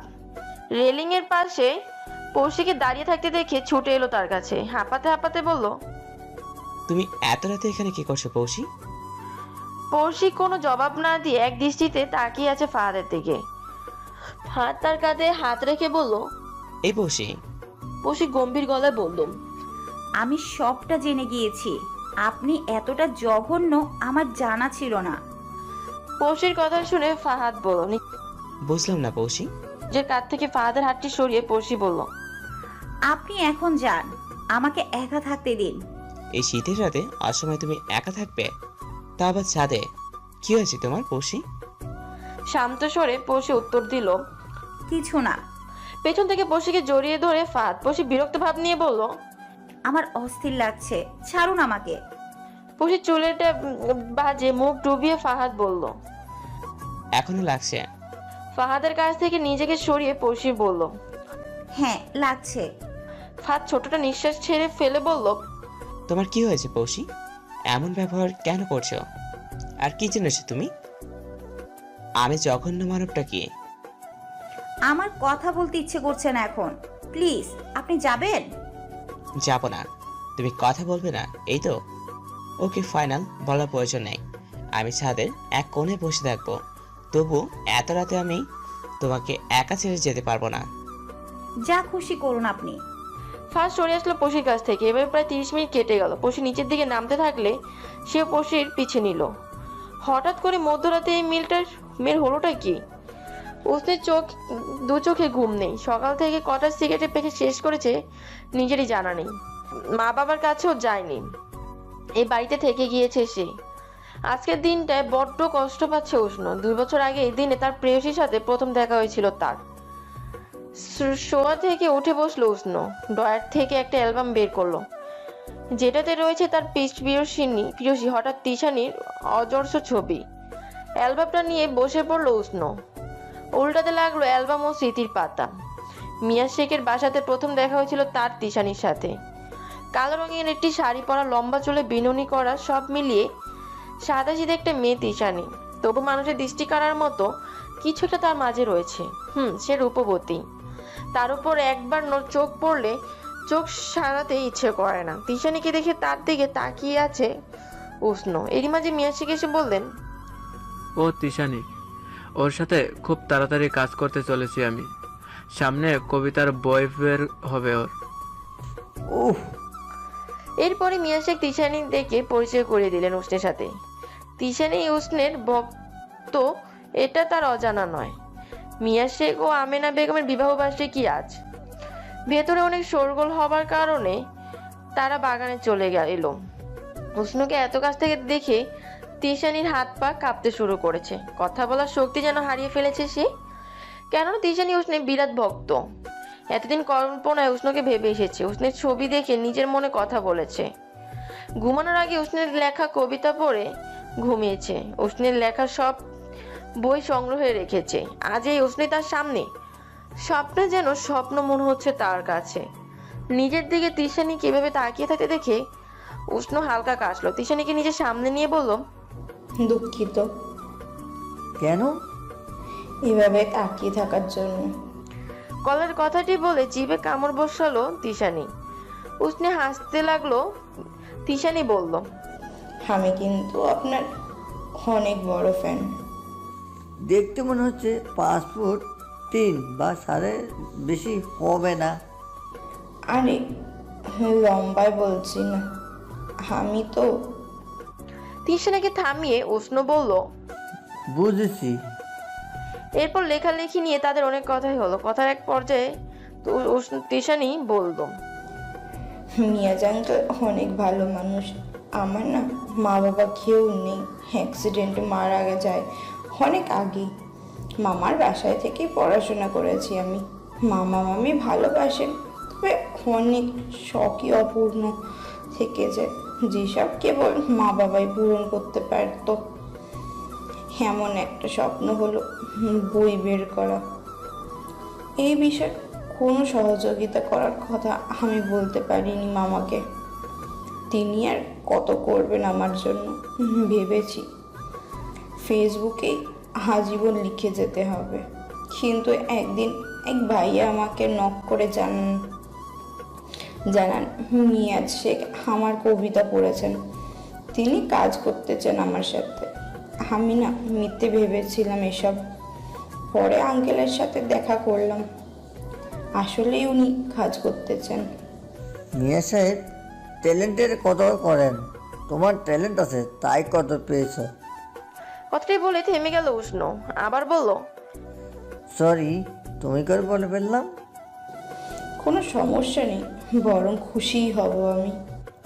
তাহলে আর একটা পারমিশন দাও। কি? তোমার তিশা বলে ডাকবো আমি। আপনার যা খুশি। বেশ কিছুক্ষণ গল্প করার পরও তিশানি নিজের ফোন নাম্বার দিয়ে উষ্ণ বলল, যে কোনো প্রয়োজনে আমাকে ফোন দিতে পারো। তিশানি খিলখিল করে হেসে বলল, নিজের প্রয়োজন ছাড়া দেয়া যাবে না। যাবে। ব্যাগ থেকে রুমাল ও কলম বের করে উষ্ণের দিকে এগিয়ে দিয়ে তিশানি বলল, একটা অটোগ্রাফ প্লিজ। আর ভাবতে পারছে না উষ্ণ। অ্যালবাম বন্ধ করে দাঁড়িয়ে পড়ল সে। এইসব ভাবনাতে আসলে তার দমটা বন্ধ হয়ে আসছে মনে হয়। হ্যাঁ, সেদিনই ছিল উষ্ণ তিশানির প্রথম দেখা। এরপর প্রয়োজন অপ্রয়োজনে দুজনে অনেকবারই দেখা করেছে। উষ্ণ ভালোবেসেছে তিশানিকে। তিশানির জন্য বাড়িটি সে কিনেছে। বাড়িটি উপহার দিয়ে তাকে ভালোবাসার কথা জানিয়েছিল উষ্ণ। তিশানিও গ্রহণ করেছিল তার প্রস্তাব, কিন্তু মাঝখানে সব এলোমেলো হয়ে যায়। যে তিশানিকে নিয়ে সে স্বপ্ন সাজিয়েছে, সে তিশানির এক নতুন রূপ সম্পর্কে জানতে পারে সে। তারপরেই সম্পর্কের ভাঙ্গন ঘটে। আর এরপরে চিৎকার দিয়ে উঠলো উষ্ণ। চেঁচিয়ে সে বলল, আবার কেন ভাবছি আমি এইসব? আমি ভাবতে চাই না ভাবতে। আমি ভালোবাসি না তৃষ্ণাকে। অমন একটা মেয়েকে আমি ভালোবাসতে পারি না। ওকে শুধু ঘৃণাই করা যায়। হ্যাঁ, আমি ঘৃণা করি, তৃষ্ণাকে ঘৃণা করি। কাক ডাকা ভোরে ঘুম ভাঙলো ফাহাদের। আড়মোড়া ভেঙে সে উঠে বসলো। পৌষের ঘুমন্ত মুখটার দিকে তাকিয়ে মুচকি হাসলো সে। কি মায়াবী না লাগছে ঘুমন্ত পশিকে। এইভাবে আগে কখনো খেয়াল করেনি সে। হঠাৎ কাল রাতের ঘটনা মনে পড়ে গেল ফাহাদের। জলটি বসা থেকে উঠে পড়লো সে। আজ অনেক কাজ আছে। ঘুম থেকে উঠে ফাহাদকে দেখলো না পড়শি। সচরাচর তার আগে ফাহাদ ঘুম থেকে ওঠে না। আজ তাড়াতাড়ি ওঠার কারণ কি হতে পারে? নিশ্চয়ই কাল রাতের মতো ওয়াশরুমে গিয়েছে। ভাবতে ভাবতে কিছু শব্দ পশির কানে ভেসে এলো। ধীর পায়ে শোয়া থেকে উঠলো সে। ড্রয়িং রুমে আসতে পশি চোখ কপালে উঠে গেল। ফাহাদ লাগেজ গোছাচ্ছে। পশি বলল, কি করছেন? ও, তুমি হয়তো তোমার ঘুম নষ্ট হবে বলে এখানে এসব করছি। কিন্তু কেন? আমরা আজ এই বাড়ি ছেড়ে চলে যাব। এত তাড়াতাড়ি নতুন বাসা কোথায় পাবো? কিছুদিন কোনো হোটেলে থাকবো, হোটেলে থেকেই বাসা খুঁজবো, পেয়ে গেলে অন্যান্য জিনিস নিয়ে যাব। এখন আপাতত কিছু কাপড় চাপড় নেওয়া যাক, ছোটখাটো হানিমুন হয়ে যাবে, কি বলো? ফাহাদ হাসতে থাকলো। পৌষি চুপচাপ দেখে সে থেমে বলল, তুমিও কাপড় গুছিয়ে নাও। না। না মানে? না মানে না, আমি কোথাও যাচ্ছি না। কিন্তু কেন? যাবই বা কেন? এখানে অদ্ভুত সব ঘটনা ঘটছে পৌষি। কেন ঘটেছে? আমি কি করে বলবো? তাহলে ভয় পাচ্ছেন কেন? ভয় পাবো না? ভূতের কাণ্ড কারখানা ঘটছে আর ভয় পাবো না? আপনি কিছু না করলে ভয় পাওয়ার কথা নয়। মানে? মানে এসব ঘটার পেছনে আপনার হাত আছে? হাবি জাবি কথা বলে না পৌষি। আমরা আজ এই বাসা ছেড়ে যাব। আমরা না, আপনি আপনি যেতে পারেন। ফাহাদ দাঁড়িয়ে বলল, তোমার হয়েছেটা কি? এমন আজব ব্যবহার করছো কেন তুমি? আপনি জানেন না? আমি জানলে নিশ্চয়ই জিজ্ঞাসা করতাম না। এত কিছু বলতে পারবো না। আমি এই বাড়ি ছেড়ে যাচ্ছি না, এটাই ফাইনাল। তুমি কি চাইছো? তোমার মা বাবাকে এসব বলতে বাধ্য হই আমি? ঝামেলা করতে চাইলে করতে পারুন। এইসবের মাধ্যমে অন্তত আপনার মতো মানুষের কাছ থেকে তো মুক্তি পাবো। পৌষি কোনো কথা না বলে রুমের দিকে এগিয়ে গিয়ে দরজা বন্ধ করে দিল পৌষি। এদিকে ফাহাদ পড়ে গেল মহাভাবনায়। তার কত লোক দেখবে সে পৌষির। বেশ কিছুক্ষণ পর দরজা খুলে বের হয়ে এলো পৌষি। আশেপাশে তাকিয়ে দেখলো সে ফাহাদ নেই। ড্রয়িং টেবিলের উপর একটা চিরকুট পেল পৌষি। পড়তে লাগলো সে, তুমি যখন যাবেই না আমি অফিসে গেলাম। মাথা ঠান্ডা হলে ফোন দিও আর সাবধানে থেকো। কোনো ছেলেভূত বাসায় ঘুরছে, এমনটা আমার সন্দেহ। শেষের লাইনটা পড়ে হেসে ফেললো পৌষি। ছেলেভূত? ফাহাদ কি বোঝাতে চাইছে? সে ছেলেভূতকে হিংসে করে বাড়ি থেকে চলে যেতে চাইছে? মুহিতের বাসায় আসেন আমেনা বেগম, তাই এই বাড়িটা একাই আছেন মিয়াজ শেখ। চা বানানোর জন্য রান্নাঘরে এলেন তিনি কয়েকবার চা না খেলে চলে না তার। এক সময় পৌষির কণ্ঠ শুনতে পেলেন তিনি। আমি বানিয়ে দেই। সামনে তাকিয়ে পৌষিকে দেখে মিয়াজ শেখ বলেন, ও পৌষি, তোমার কি অবস্থা? ভালো। আপনি আমায় ভুলে গিয়েছেন আঙ্কেল? মোটেও না, তুমি অসুস্থ ছিলে তাই বিরক্ত করছিলাম না। আন্টি কোথায়? আপনি রান্নাঘরে? সে মোহিতের বাসায়।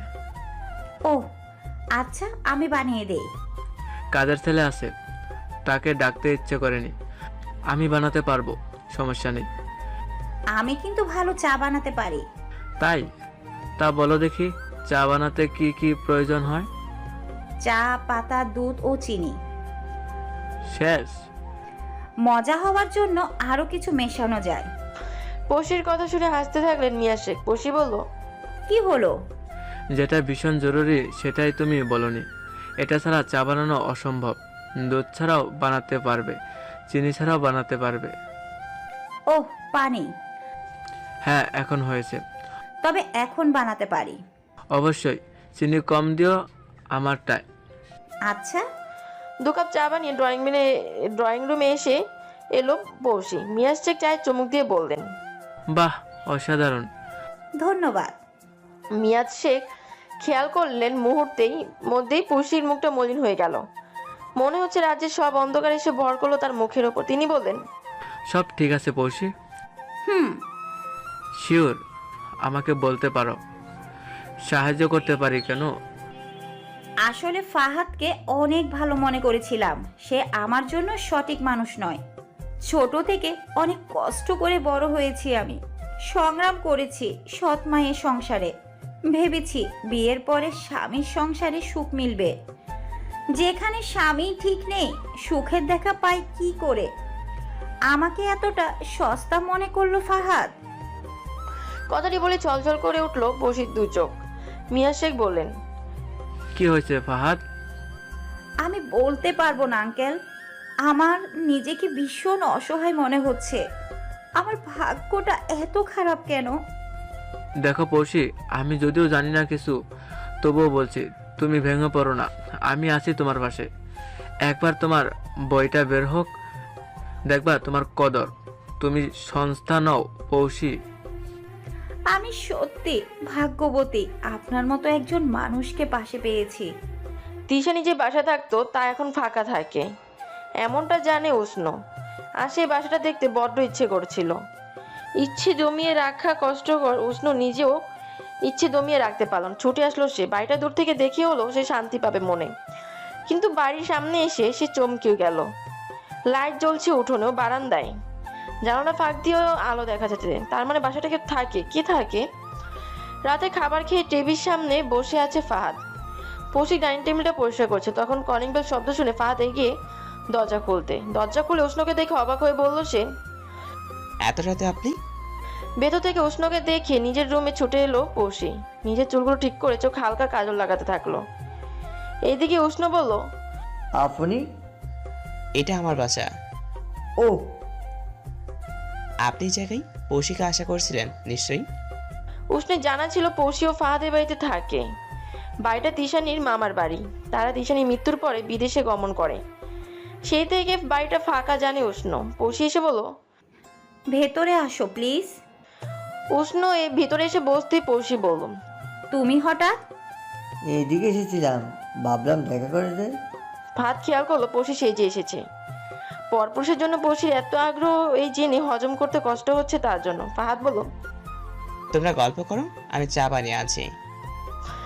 উষ্ণ বলল, এ কি, আপনি কেন বানাবেন? আপনাকে গল্প করতে সুযোগ করে দেওয়া আর কি, সমস্যা নেই। পৌষি বাধা দিল না ফাহাদকে। সে যেতে উষ্ণের উদ্দেশ্যে পৌষি বলল, আমি এখানে থাকি, তুমি কিভাবে জানো? আমি কখনো বলিনি।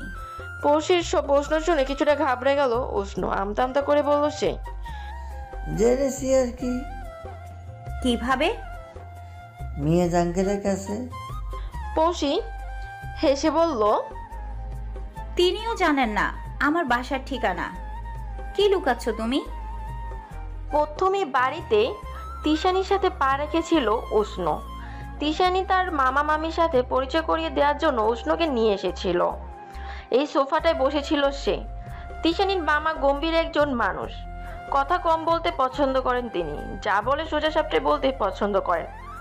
উষ্ণ এত মতো একজন জনপ্রিয় ব্যক্তিকে দেখিও তার কোনো প্রতিক্রিয়া ছিল না, বরং উষ্ণের পা থেকে মাথা পর্যন্ত দেখে তিনি বলেছিলেন, ছেলে হিসেবে দেখতে ভালো তুমি।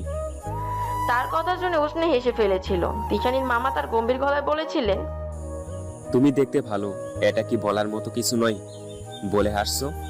তা নয়, খুশি হয়ে হাসলাম। বেশ, তা তুমি তিশানির মতো একজন সাধারণ মেয়েকে পছন্দ করেছো কেন? তুমি উৎস মাহমুদ, অসাধারণ কাউকে পেতে। তিশা আমার কাছে সাধারণের মাঝেই অসাধারণ। ভালোবাসি কেন তা জানি না, তবে অনেক বেশি ভালোবাসি আর সারা জীবন বাঁচতে চাই। উষ্ণের কথা কিনে শুনে কিছুক্ষণ চুপসে থেকে তিনি বলেছিলেন, তোমাদের জীবন সিদ্ধান্ত তোমাদের, আমি আর কি বলবো। তবে দ্রুত বিয়েটা হয়ে গেলেই উত্তম।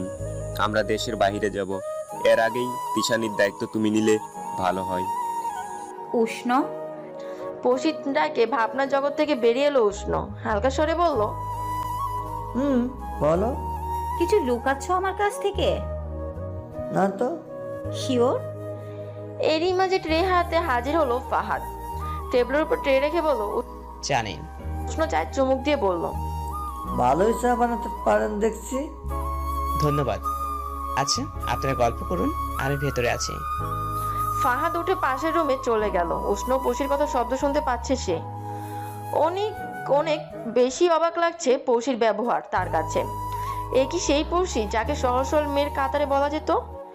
এ তো প্রায় 4-5 মাস আগে ফাহাদ যখন গ্রামে যায়, তার মা বাবার কথা তাদের সাথে পৌষির বাসায় যেতে হয় তাকে। সেদিন পৌষিদের বাড়ি ভর্তি মানুষ ছিল। ফাহাদকে তার এমনভাবে স্বাগতম জানালো যেন কোনো রাজা এসেছে। সেই দিনটার কথা মনে পড়লে এখনো হাসি পায় তার। মা বাবার সাথে বসে আছে ফাহাদ, তার ঠিক সামনে বসে আছে পৌষির বাবা মা। হঠাৎ একজন মেয়ে এসে মেয়ে পৌষিকে নিয়ে ড্রয়িং রুমে এলো। শাড়ি পরে মাথায় গোমটা দিয়ে আছে পৌষি, সেজেছেও সে। ফাহাদের সামনে এভাবে আসার কারণ কি তার মাথায় আসছে না। পৌষি মায়ের কথা মতো সবাইকে চায়ের কাপ বাড়িয়ে দিল। ফাহাদের ঠিক পাশে পৌষিকে বসানো হলো। অন্যান্য মেয়েরা তাদের দিকে তাকিয়ে খিলখিলি হাসছে। ফাহাদের ভীষণ অস্বস্তি হচ্ছে। এমন সময় ফাহাদের বাবা বললেন, ওদের কিছু সময় একা কথা বলতে দেওয়া হোক। ফাহাদ বলল, তার কাদের? তোকে আর পৌশিকে। কিন্তু কেন? বাবা কিছু বলার আগে অন্যান্য মেয়েরা এসে ফাহাদ ও পৌষির হাত ধরে টান টানতে ছাদে নিয়ে এলো তাদের। দুজনকে একা রেখে নিচে নেমে গেল তারা। ফাহাদ অবাক হয়ে বলল, আজ সবাই এমন অদ্ভুত ব্যবহার করছে কেন? পৌষির দিকে তাকাতেই সে খেয়াল করলো পৌষি কাঁপছে। ফাহাদ বলল, এই মেয়ে এভাবে কাঁদছো কেন তুমি? পৌষি লজ্জায় কোনো কথা বলতে পারছে না। ফাহাদ তার দিকে সন্দেহ দৃষ্টিতে তাকিয়ে বলল, আমার কেন যেন মনে হচ্ছে তুমি লজ্জা পাচ্ছ। মাথা নেড়ে জানালো, সম্মতি জানালো পৌষি। ফাহাদ বলল, কেন? এই প্রথম আমাকে দেখছো তুমি? এমন ভাব করছো যেন আমাদের প্রথম দেখা। এবার মুখে কথা ফুটলো পৌষির, এভাবে তো প্রথমেই, তাই না? কি ভাবলে? ওই শাড়ি পরতে কি বলেছি তোমাকে? আম্মা, শোনো, আমার লজ্জা করছে বলতে। কথাটি বলে পৌষি দ্রুত বেগে নিচে নেমে চলে আসলো। ফাহাদ তার পথের দিকে তাকিয়ে বলল, কি অদ্ভুত। নিজের বাড়িতে এসেই বাবা মা উদ্দেশ্যে প্রশ্ন শুনল ফাহাদ। আজ পৌষের বাসায় সবাই এমন অদ্ভুত আচরণ করলো। ফুল দিয়ে বরণ করা, এত খাবার আয়োজন করা, বাসায় এত মেহমান, আর পৌষি। ফাহাদের মা বললেন, কি পৌষি?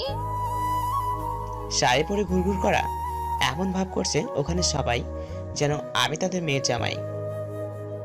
জামাই না, তবে ভবিষ্যৎ জামাই। মানে? পুষিকে তোর ভালো লাগে না? আমরা চাই তোদের বিয়ে হোক। কথাটি শুনে যেন থমকে গেল ফাহাদ। কি বলছে তার মাতাকে? আর তার মা এসে কাঁধে হাত রেখে বললেন, কি হলো? তোমাদের মাথা ঠিক আছে? আমি এত পড়াশোনা করলাম এই মেয়েকে বিয়ে করতে? কখনোই না, আমি ওকে বিয়ে করতে পারবো না। এই নিয়ে কথা কাটাকাটি শুরু হয়ে গেল ফাহাদ ও তার বাবার মাঝে।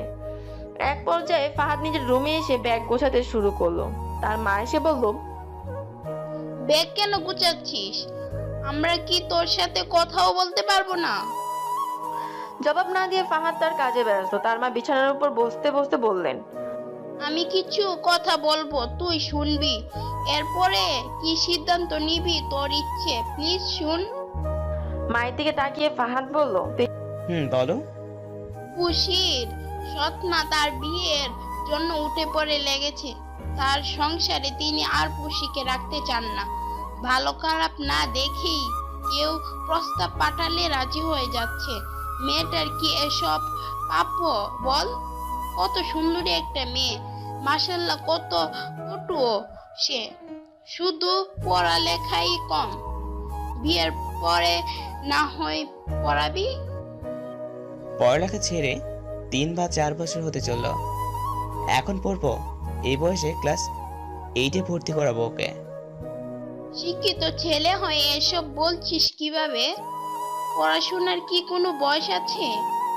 আমি আমার ঘরের বউ হিসেবে পুষিকেই চাই।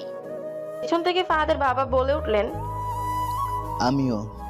এখানেই শেষ নয়। ফাহাদের মা শেষবারের মতো তার কথা শুনতেও বললেও তিনি ছিলেন নাছর বান্দা। তার এক প্রকার বাধ্য করে ফাহাদকে বিয়েটা করতে।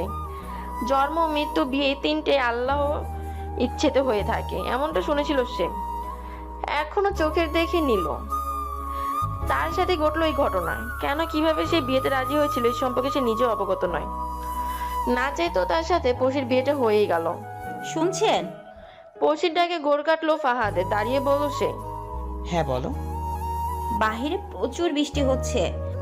এই শীতে বৃষ্টি? আপনি খেয়াল করেননি? না। ও, যেটা বলছিলাম, উষ্ণ আজ এখানেই থাকবে। কেন? এই বৃষ্টির মাঝে কষ্ট করে বাড়িতে যাওয়ার কি দরকার? আমাদের বেশ কয়েকটা রুম আছে। উনি ডিনার করেননি, আমি রান্না করতে যাচ্ছি ওনার জন্য। পৌষির পিছু নিল ফাহাদ। এদিকে উষ্ণ হেঁটে হেঁটে বাড়িটা ঘুরে দেখছে। তিশানির রুমের কাছে আসতেই তার বুকটা তুক তুক করে উঠল। না চাই তো পা বাড়লো সে, ভেতর আসতে চোখ জোড়া ছলছল করে উঠল তার। এই সেই রুম যেখানে তিশানির মৃতদেহটা পাওয়া গিয়েছিল, সিলিং ফ্যানের সাথে ঝুলন্ত অবস্থায়। পশি রান্না করছে, তার পাশে দাঁড়িয়ে তার দিকেই তাকিয়ে একদৃষ্টিতে তাকিয়ে আছে ফাহাদ। পশি তা খেয়াল করে বলল, কিছু বলবেন? আমাকে তুমি করে বলো না, তাকে কেন বলো? পশি ভুনুতা না করে উত্তর দিল, সে আমার আপনজন, তাই। মেহমানের সামনে ঝামেলা করার ইচ্ছে আছে মনে হচ্ছে। রাত 3টে। দরজা খোলার শব্দে ঘুম ভাঙলো উষ্ণের। এত রাতে বিকট শব্দে দরজা খুলছে তা দেখার জন্য উঠে পড়লো সে। ড্রয়িং রুমে আসতে দেখলো পশি বেরিয়ে যাচ্ছে। উষ্ণ চেঁচিয়ে বলো, এত রাতে কোথায় যাচ্ছ? পশি থামলো না, তার পিছু নিল উষ্ণ। ছাদের রেলিং একপাশে দাঁড়িয়ে আছে পশি। বৃষ্টি না থাকলেও চারদিকে বাতাস বইছে। সেই বাতাসে তার কোমর সমান লম্বা চুলগুলো উঠছে। তার উদাসীন ভাবে সে তাকিয়ে আছে আকাশের দিকে। উষ্ণ এসে বলল, পশি, এটা সাথে আসার সময় নয়, নিচে চলো। কোনো প্রতিক্রিয়া নেই তার। বেশ কয়েকবার তার নাম ধরে ডাকলে সাড়া দিল না সে। কিছুক্ষণ থেমে উষ্ণ বলল, শুনছ তিশানি? এক পর্যায়ে তার দিকে ফিরে তাকালো পশি। সাথে সাথে উষ্ণের বুক উতাল পাতাল শুরু হয়ে গেল। তাহলে সে যা ভেবেছে তা ঠিক, পশির মাঝে আছে তিশানি। এদিকে পশি এই উষ্ণকে এত রাতে ছাদে দেখে ফাহাদ যেন থমকে গেল। বিড়বিড়িয়ে বলল সে। 4 দিন কেটে গেল। পশির পাণ্ডুলিপি করাও শেষ। মিয়া শেখ জানিয়েছে চুক্তিপত্র তৈরি হয়েছে, তবে চুক্তিতে স্বাক্ষর করা পশির উদ্দেশ্যে নয়, তার উদ্দেশ্য অন্য কিছু, যা আজ সফল হতে চলেছে। কথাটি ভেবে একটা মিষ্টি হাসি দিল পশি। ফাহাদ বসেছিল বিছানায়। ড্রেসিং টেবিলের সামনে বসে পশিকে দেখছে সে। পশি আয়নার দিকে তাকিয়ে হাসছে কোনো কারণ ছাড়াই। অদ্ভুত না? এক পর্যায়ে ফাহাদ প্রশ্ন করেই বসলো, কি ব্যাপার, এত খুশি খুশি লাগছে আমার বউকে? আজ আমি চুক্তিপত্রে সাইন করব, পাণ্ডুলিপি জমা দিব। আমার স্বপ্নের এক ধাপ পার হবে। খুশি হব না? অবশ্য, কিন্তু আমাকে বলো না আজ করবে। বলে কি হবে? আমিও তোমাদের সাথে যেতাম। প্রয়োজন নেই, আপনি বরং অফিসেই যান, অফিস খোলা। আজ তোমার একটা গুরুত্বপূর্ণ দিন। এই দিনে আমি তোমার পাশে থাকতে চাই পশি। তোমার সাথে আমিও যেতে চাই। ফাহাদের সে কথায় কোনো জবাব না দিয়ে পশির ড্রয়ার খুলে একটা সাদা শাড়ি বের করে নিল। ফাহাদের দিকে দেখিয়ে বলল, এটা সুন্দর না? সুন্দরভাবে আজকের দিনে উজ্জ্বল রঙের শাড়ি পরতে পারো। সাদা শাড়িটা রেখে হলুদ রঙের একটা শাড়ি বের করতে ফাহাদ বলে উঠল, এটা ঠিক আছে। শাড়ি পরে তৈরি হয়ে নিল পশি। ফাহাদ তৈরি হয়ে আসলো পশির পাশে। পশি শাড়ি কুচে ঠিক করতে করতে বলল, সত্যি যাবেন আপনি? ফাহাদ নিচু হয়ে বলল, আমি কুচি ঠিক করে দিচ্ছি। ফাহাদ খুব যত্ন সহকারে পশির শাড়ির কুচি ঠিক করছে। ফাহাদের দিকে কিছুক্ষণ তাকাতেই পশির চোখের কোণে পানি চলে এলো। ফাহাদের দৃষ্টি তা এড়ালো না। সে দাঁড়িয়ে পশির চোখের পানি মুছতে মুছতে বলল, তুমি যা দেখাতে চাইছো তা তুমি নাও। আমি জানি তুমি আমাকে ভালোবাসো। আমি সবটা জানতে চাই পশি। জানতে চান? তবে আমি যা বলি তা আজ করতে হবে। কি করতে হবে? বলছি, তার আগে আরেকটা কাজ বাকি আছে। পশির মোবাইল হাতে নিয়ে ডায়াল করলো উষ্ণের নাম্বারে। উষ্ণ শুয়েছিল। পশির ফোন পেয়ে রিসিভ করে বলল, তিশানি, কেন আমায় এভাবে কষ্ট দিচ্ছ? আরে কেন বা পশি ও পাহাড়কে কষ্ট দিচ্ছ? ওরা হেভি কাপল, ওদের মাঝে দূরত্ব সৃষ্টি করছো তুমি। কি চাও তুমি? এর শেষ চাই আমি। প্লিজ থামাও ওইসব, নাহলে আমি পাহাড়কে বলতে বাধ্য হব। এক নাগারে উষ্ণের এতগুলো কথা শুনে হাসলো পশি। উষ্ণ বলল, আমার মনে হচ্ছে তুমি হাসছ।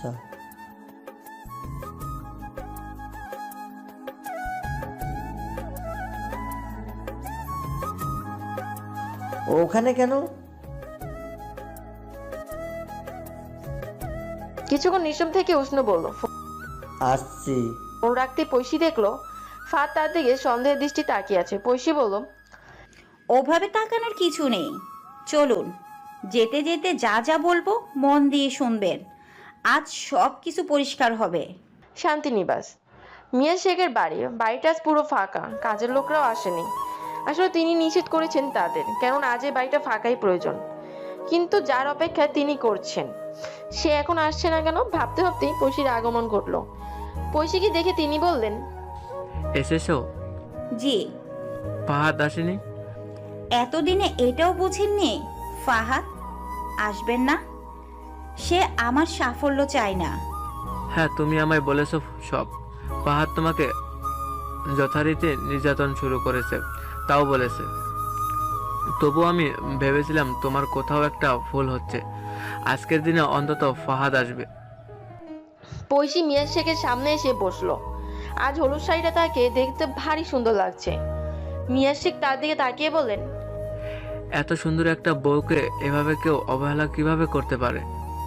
আচমকা ফুপিয়ে কেঁদে উঠলো পৈশি। মিয়া শেখ বলেন, কান্না থামাও পড়শি, তোমার জন্য আমি তো আছি। শাড়ির আঁচল দিয়ে চোখের জল মুছে পৈশি ব্যাগ থেকে পাণ্ডুলিপি বের করলো, যা মিয়া শেখের দিকে এগিয়ে দিয়ে বলল, আমার পাণ্ডুলিপি। মিয়া শেখ তার হাতে নিয়ে চোখে একটা হাসি দিয়ে বললেন, ফ্রিতে কি স্বপ্ন পূরণ করবে? পৈশি অবাক হয়ে বলল, কি মানে কিছু পেতে হলে কিছু দিতে হয়।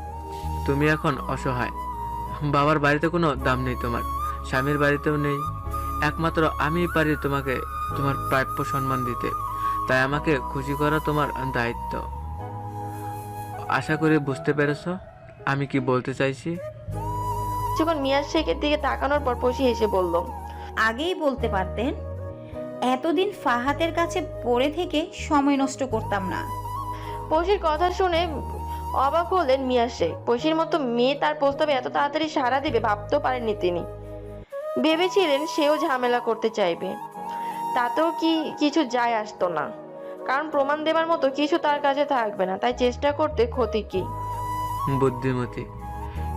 অবশ্যই, আমি তিয়াশানির মতো বোকা নই। পৈশির মুখে তিশানির নাম শুনে চমকে উঠলেন মিয়া শেখ। আমতা করে বললেন, কে কে তিশানি? সে কি মনে করতে পারছেন না? আমি করিয়ে দেই। তুমি কি বলতে চাইছো পৌশি? কার কথা বলছো? আমি সেই মেয়েটার কথা বলছি যাকে আপনি স্বপ্ন দেখিয়ে এই বাড়িতে এনেছিলেন। আমি সেই মেয়েটির কথা বলছি যার সরলতার সুযোগ নিয়ে তার আপনজন সেজেছিলেন। আমি সেই মেয়েটার কথা বলছি যাকে হাজারো আশা দিয়ে আশা ভঙ্গ করেছিলেন। শুধু তাই নয়, যার থেকে তার ভালোবাসা মানুষের ভরসা তুলে নিয়েছিলেন আপনি, আর যাকে আপনার জন্য অকালে আত্মহত্যা করতে হয়। আমি সেই মেয়েটার কথা বলছি। কি ব্যাপার মিয়া সাহেব, কিছু কি মনে পড়ে? পৈশির কথা শুনে থরথর করে কাঁপতে থাকলেন মিয়া শেখ। মনে পড়ে গেল তার সেদিনের কথা। তিশানি তার পাণ্ডুলিপি নিয়ে এসেছে এই বাড়িতে। বাড়িটা ফাঁকা দেখে মিয়া শেখকে বললেন, কেউ নেই আঙ্কেল। না নেই, আজ সবার ছুটি। কেন? তুমি আসবে বলে। আমি কি চা বানিয়ে দেব? না, আমার জন্য আমার অন্য কিছু চাই। নিজের দিকে মিয়া শেখ কিভাবে তাকিয়ে থাকতে দেখে ওড়না ঠিক করতে লাগলো তিশানি। আর কেমন যেন অস্বস্তি কাজ করছে। আজ মিয়া শেখের চাউনির মাঝে লোক কেন দেখতে পাচ্ছে সে? কথা ঘুরিয়ে তিশানি বলল, স্বাক্ষরের কাজটা শুরু করা যাক। এত তারা কিসের? উষ্ণ আমার জন্য অপেক্ষা করছে, তাড়াতাড়ি যেতে হবে। যদিও আসতে চেয়েছিল এখানে, শরীর ভালো না বলে আমি এত দূর আসতে নিষেধ করেছি। কথাটি শুনে উচ্চ শব্দে হেসে উঠলেন মিয়া শেখ। কি হলো? উষ্ণ তোমাকে বিয়ে করবে, আর এটা তুমি বিশ্বাস করলে? কেন? উষ্ণ তোমাকে ইউজ করতে চায়, আমাকে নিজে বলেছে। মিয়া শেখের কথা শুনে তিশানি পায়ের নিচ থেকে যেন মাটি সরেছে গেল। ছলছল করে উঠলো তার চোখ জোড়া। মিয়া শেখ বললেন, তার বিয়ে অন্য জায়গায় ঠিক হয়ে আছে, না হলে সে তোমাকে তার মা বাবার সাথে এখনো পরিচয় কেন করাই দেয়নি? আমার মামাকে সাথে নিয়ে বলেছে তাদের। সবটাই ওর নাটক। আমাকে সবটা শেয়ার করেছে ও। ও তোমার রূপে মুগ্ধ। তোমাকে তার বিছানার সঙ্গী বানাতে চায়, কিন্তু জীবন সঙ্গী নয়। এসব আপনি কি বলছেন? আমি ঠিকই বলছি তিশানি। তুমি নিজেই ভেবে দেখো, তোমার মতো একজন সাধারণ মেয়েকে কোনো সে বিয়ে করবে? মিয়া শেখের কথা শুনে কান্নায় ভেঙে পড়লো তিশানি। ভাঙা ভাঙা কণ্ঠে সে বলল, উষ্ণ আমার সাথে এত বড় বিশ্বাসঘাতকতা করেছে, আর আমি কিনা বুঝতেই পারিনি। মিয়া শেখ তার পাশে কাঁধে হাত রেখে বললেন, আমি আছি তোমার পাশে তিশানি। একটা ভালো ছেলে দেখে বিয়ে দেবো তার সাথে তোমার। না দরকার তোমার ওই মামা মামিকে, না দরকার উষ্ণকে। শুধু আমার একটা চাহিদা পূরণ করলেই হলো। তার দিকে তাকিয়ে তিশানি বলল, কি? আজকের দিনটা তুমি আমার সাথে কাটাবে, রাতটাও। একদিন আমাকে খুশি করলে সারা জীবন খুশিতে থাকতে পারবে। বাড়ি গাড়ি নাম সব হবে তোমার, কারো পরোয়া করার প্রয়োজন নেই। মিয়া শেখের মুখে এমন কিছু শুনবে আশা করেনি তিশানি। দাঁড়িয়ে পড়লো সে, কষিয়ে তার বাম গালে একটা থাপ্পড় বসিয়ে দিল। বাবার মতো সম্মান করতাম তোকে, তুই যখন এই সম্মানের কদর রাখলি না, আমি কেন রাখবো? এখন বুঝলাম উষ্ণের নামে যা বলেছিস তা সবটাই বানানো। তুই কি করে ভাবলি আমি এইসব নোংরা কাজে রাজি হব? আমি এক্ষুনি উষ্ণকে সবটা জানাবো। শুধু উষ্ণকে না, পুরো মিডিয়ায় জানাবো।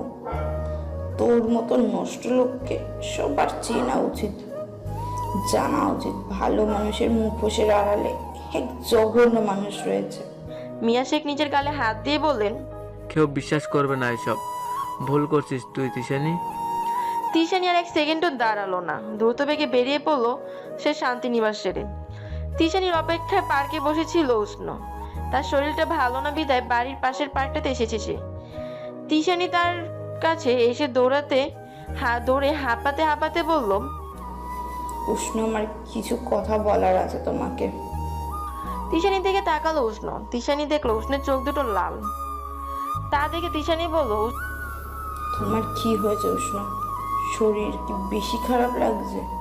উষ্ণ দাঁড়িয়ে শান্ত গলায় বলল, আমার কি টাকা পয়সা কম আছে তিশা? কেন তোমার নিজের শরীর বিলিয়ে দেওয়ার অফার দিতে হলে মিয়া শেখকে?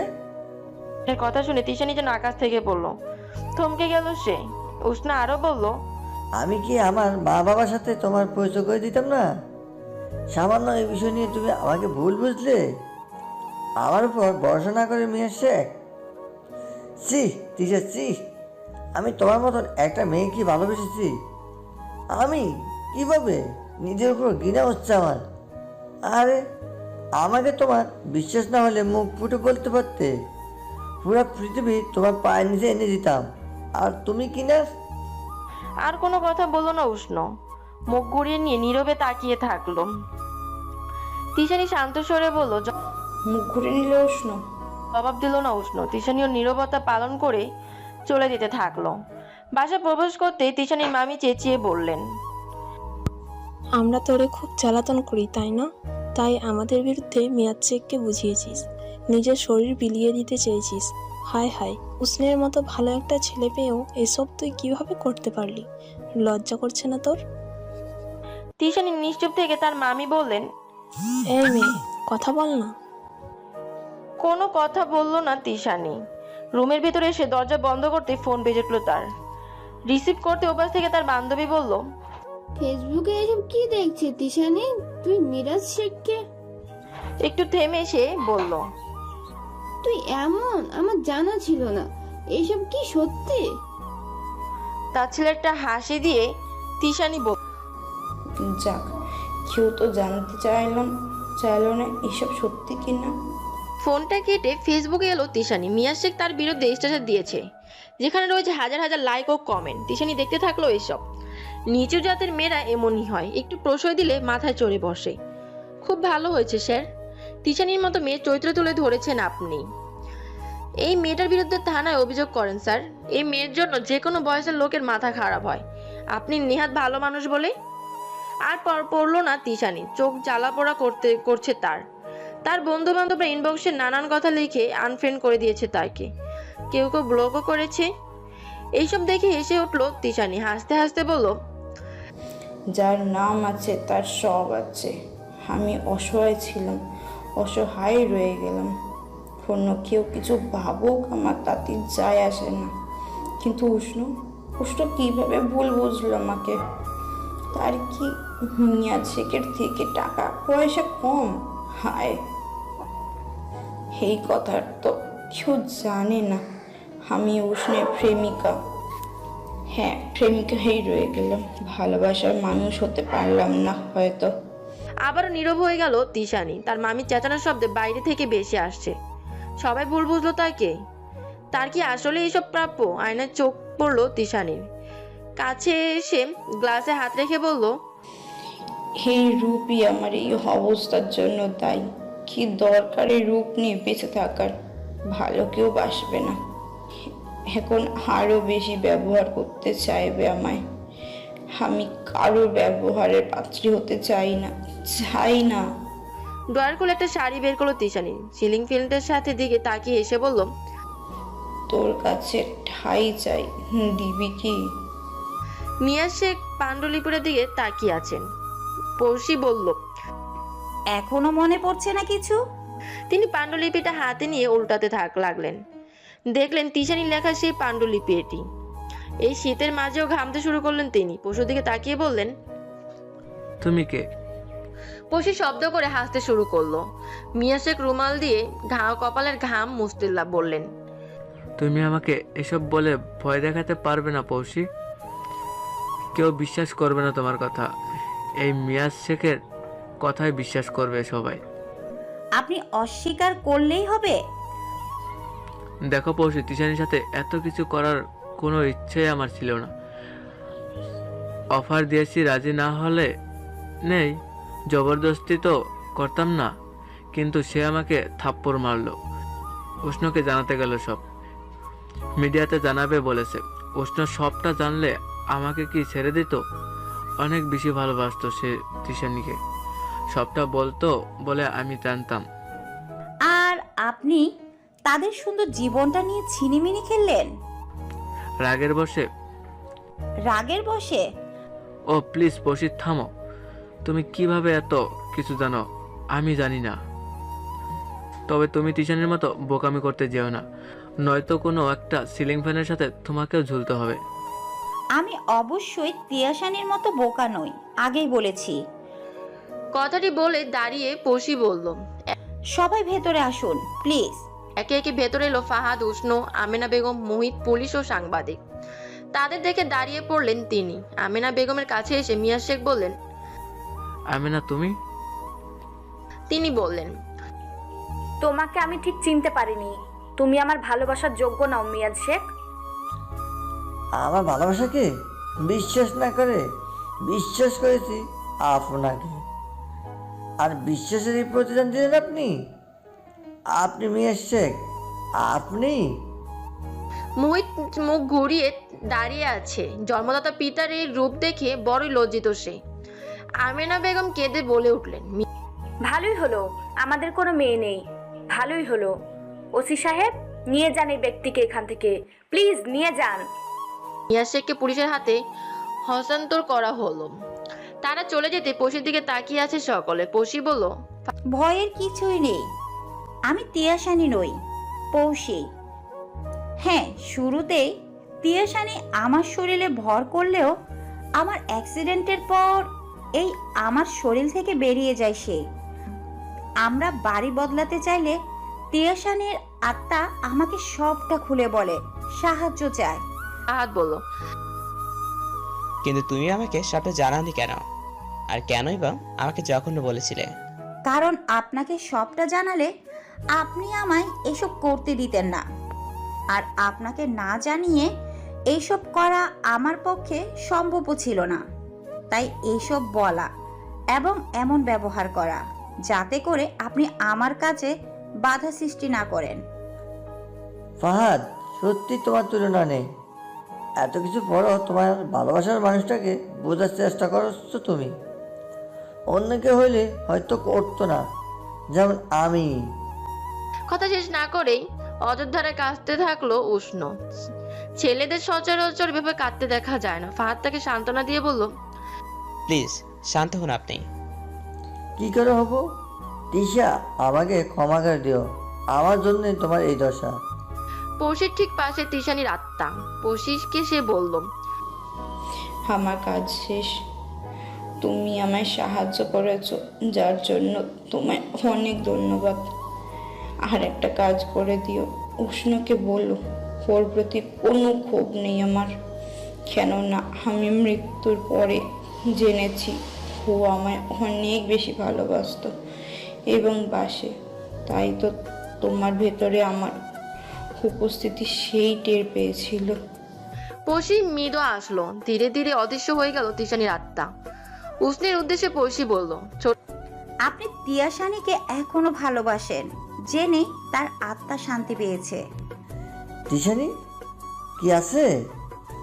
একটা নিঃশ্বাস ফেলে পৌষি বলল, না। আপনার জন্য সব সত্যিটা সামনে এলো পশি। আপনি যা করছেন তা কেউ করবে না। কি করে আপনাকে ধন্যবাদ দেব? বলুন কি করতে পারি আপনার জন্য? উষ্ণের হাতে দুটো পাণ্ডুলিপি দিয়ে পৌষি বলল, এখানে তিয়াশানীর একটা কবিতা ও একটা উপন্যাসের পাণ্ডুলিপি রয়েছে, যেটা তার জীবনে ঘটে যাওয়ার ঘটনা নিয়ে। তিয়াশানী এই উপন্যাসের বইটা প্রকাশ করুন। জীবিত থাকা অবস্থায় তাকে সবাই ভুল বুঝেছিল। আমি চাই তার লেখা পড়ুক সবাই, বুঝুক তারা মুখোশের আড়ালে তিয়াশানী নয়, মিয়া শেখ ছিলেন। প্রায় 1 মাস পর আজ শুক্রবার ফাহাদ ও পৌষি ঠিক করেছে তার আজ লালমাই পাহাড়ে যাবে। তাই তৈরি হচ্ছিল পৌষি। এমন সময় কলিং বেলের শব্দে ফাহাদ রুম থেকে বেরিয়ে পড়ে। একটু পরে রুমে আসতে পৌষি বলল, কে এসেছে? পৌষির দিকে দুটো বই এগিয়ে দিয়ে ফাহাদ বলল, উষ্ণ পাঠিয়েছে তিশানির বই, একটি কবিতার, একটি উপন্যাসের। উপন্যাসের বইটা দেখে চোখ পড়তেই পৌষির চোখ দুটো ছলছল করে উঠলো। বইটির নাম মুখোশের আড়ালে। ফাহাদ বলল, সব মনে পড়ে গেল তাই না? বইগুলো একপাশে রেখে পৌষিকে জড়িয়ে ধরলো ফাহাদ। পৌষি বলল, মুখোশের আড়ালে শুধু মিয়া শেখ নন, তুমিও আছো। মানে? ফাহাদকে আরো শক্ত করে জড়িয়ে ধরে পৌষি বলল, তোমাকে আমি ভীষণ খারাপ ভাবতাম, আমাকে পাত্তা দিতে না, তাই। কিন্তু তুমি অনেক বেশি ভালো, তাই তো আমার এত পাগলামি সহ্য করেছিলে।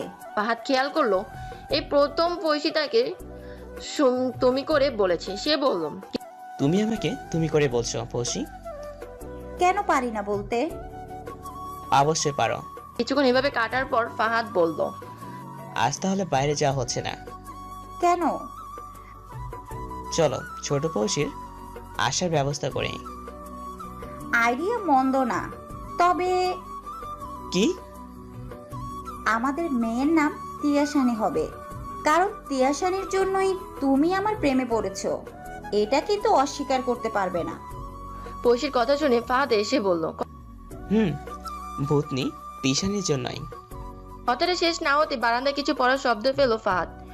পৌষি খুবই কিছুটা গম্ভীর হয়ে বলল, ভূত ডেকে দিলে তো তিয়াশানীকে রাগিয়ে। ফাহাদ বয়টা মুখ নিয়ে বলল, ও এখন আছে? ফাহাদের কথা শুনে হাসতে হাসতে পৌষি বলল, দিলাম তো বোকা বানিয়ে। পৌষি হাসছে। তার দিকে তাকিয়ে আছে ফাহাদ। এভাবে যেন অনন্তকাল তাকিয়ে থাকতে পারবে সে। খুব বেশি ভালোবাসে সে তার পৌষিকে।